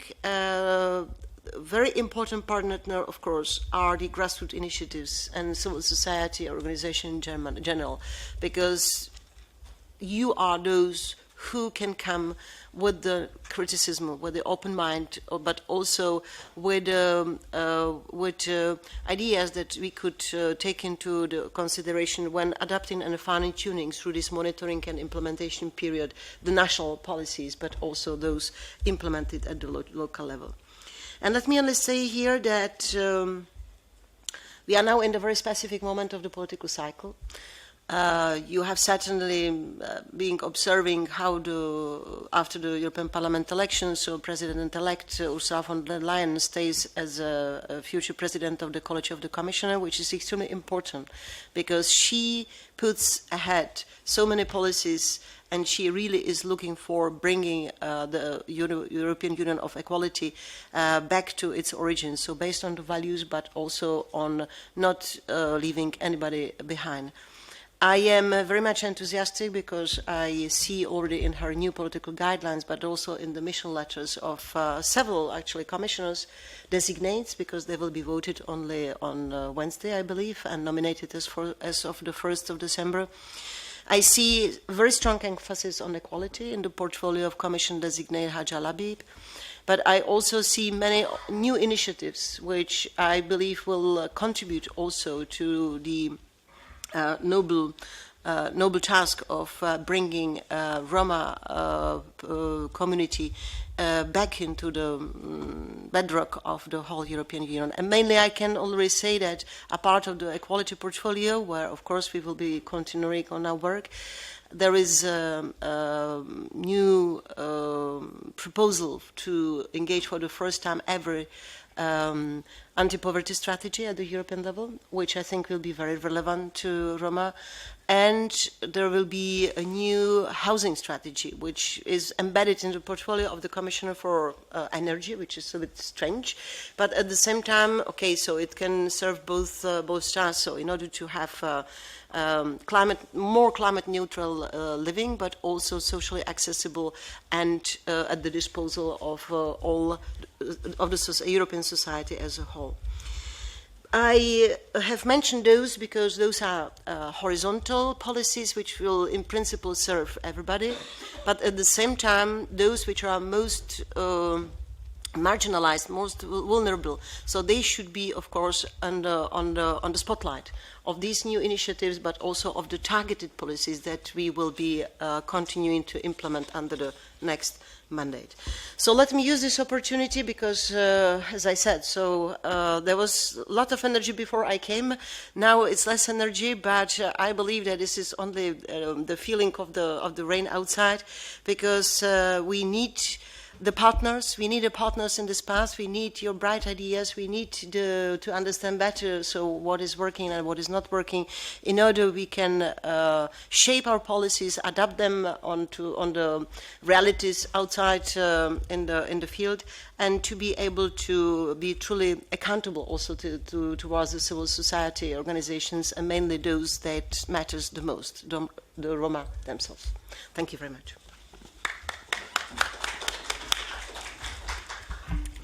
Thank you very much, Irena Mozova. Thank you also, you here in the room, and those who are watching online, that you are still bearing with us, because I believe that those highlighting words or those kind of highlights that we see from Irena Mozova when we were talking about the key areas of the European Commission work, but also the influence of the European Commission towards the member states, it's actually very, very important, and it should be really the kind of inspiring, also kind of model for us, that practically we can be driving the policies from the national and from the local and national level, and being kind of behind this cooperation. So and it was also said that practically this particular time it's very important, and then in the new European Commission and the new European Parliament, which are leading the way, we have to make sure that we are part of it. So we are looking forward, continuing to work together with the European institutions and the relevant stakeholders. And we also have to make sure that Roma rights and inclusion are the reality also on the grassroots level. Because what I think that we are very, very often are having until now, that on the policy level, we already know what are the measures, what kind of tools we should have in place, but the implementation, it's lacking. And I think really we have to make sure that also in these new strategies and policies that you mentioned, that Roma are there. And we have also the anti-gypsyism standing alone, but also included and being prioritized in the new period of the European Commission. And saying this, it's really getting us to the end of our policy conference, and I hope that you found it interesting and relevant, and that you will be also able to use this information that we discuss here for your further work. It's actually very hard to wrap this very intense day and the rich conversations and discussions we have here today. I think it was very efficient, but also some thought-provoking ideas were said there, but I will still try to say a few words about what happened today. That actually we had an event that was divided into two panels. The first one was on the Roma access to a decent and sustainable employment. We learned about our report. Again, the report is available here in print, and you can also take the QR code. And we were also getting some results and conclusions from this report. And we were also looking on the very successful social enterprise Vasco in Slovakia, which actually I personally had a chance to visit. And I could see their great work and impact on the local community. But importantly, we should have in mind the main conclusion, which is actually stating in our report that access to decent and sustainable employment, it's fundamental right, and it's prerequisite for a life in dignity and for full participation in the economy and in the society. And for the second panel, the implementation of the EU Roma strategy framework, we dive deeper in the different facets of anti-gypsyism. We were going beyond also the borders of European Union. It was also mentioned this is important for us. And we had a representative from the Voice of Roma, Ashkelin Egyptian from Kosovo, who was kind of telling us how the work also beyond the EU borders, it's actually happening. We were also covering the digital divide, and I think this important topic on current trends, on current patterns, trends, and barriers of the Europe's largest minority in the field of digital inclusion should not be overlooked. And I also saw that you were very interested in the work of ECAR, and I would just kind of want to make sure that the ERGO Network, generally, we are already cooperating them. There was a visit of Isabella actually to their meeting earlier this year, and we want to continue and have a closer cooperation also on the upcoming working group on anti-gypsyism, and we want to provide our knowledge and expertise, of course, with the cooperation with the membership, and especially those who are kind of from the cities where ECAR it is. So just keep up with us. And those who are actually interested to follow up more on the topic on fighting anti-gypsyism, we are preparing a webinar. Will be on the 3rd December. So again, here you have QR codes where you can register, or just also can come on our Facebook and other social media pages. So please, we will have again Mia, but also some of our members, but also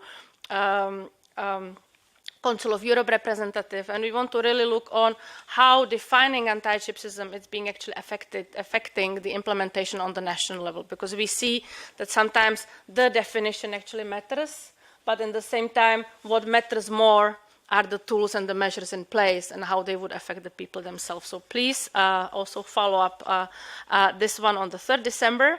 And because we are also an organization that really like to hear your feedback about the content and the organization of the event, so please take a moment to complete a quick evaluation survey, which you can also see on the screen, I hope. I don't see behind me, yeah. That's still the Slido, but there is, and again, QR codes. Anna can guide you where are the QR codes. Anna is sitting there in the corner. Please do not forget to add our reference project number and activity title. This is important for our support from the European Commission. And yeah, so this is the feedback that we want to get now here. So you already have this. What is your main takeaway from the conference? So while you're thinking, I'm still want to get the feeling from the room and how you are feeling at the end of the day. You can put some thumbs up or thumb down. So, you know, let's make some moving and shaking. So how do you feel, guys? Okay, so there is some thumbs up. So thank you very much. Did you learn anything today? Did you actually get to know some of the things that might be useful for your work in the future? Yeah, even for you? Okay, very good. So it's the internal experts are also learning, so which I think it's a good sign. So. And do you feel empowered to change something, even if it's something small, which actually it's based on this event today? Yeah. Yeah. Yeah, I know we still have to do more. So I feel empowered every single meeting, you guys. So that's where I'm coming from. So yeah, so big... So we already have some of the answers here, but I will continue with my closing remarks. So I want to thank again, a big thank to everybody who came to speak here, the moderators, and of course from the ERGO Network, all the members who came and the staff, because I mean the staff actually dedicating excellent and quite time-consuming work into making this happen, and everybody who took the time to join us today here in Brussels, but also online, because this is what are making the conference success. And you will be all receiving the presentations, the report of the meeting, and also the follow-up materials very, very soon. And last but not least, our gratitude is going to the European Economic and Social Committee, the permanent group on the inclusion of Roma, and especially to Akos Topolansky, Erika Koller. We are very grateful for the generous support of hosting our policy conference today, but also for the long-standing cooperation we are having with them, and they are really joining to supporting our cause. So thank you once again for standing up for Roma rights and inclusion today and every day, and have a great evening in this rainy Brussels, and Opre Roma. Thank you. Huh?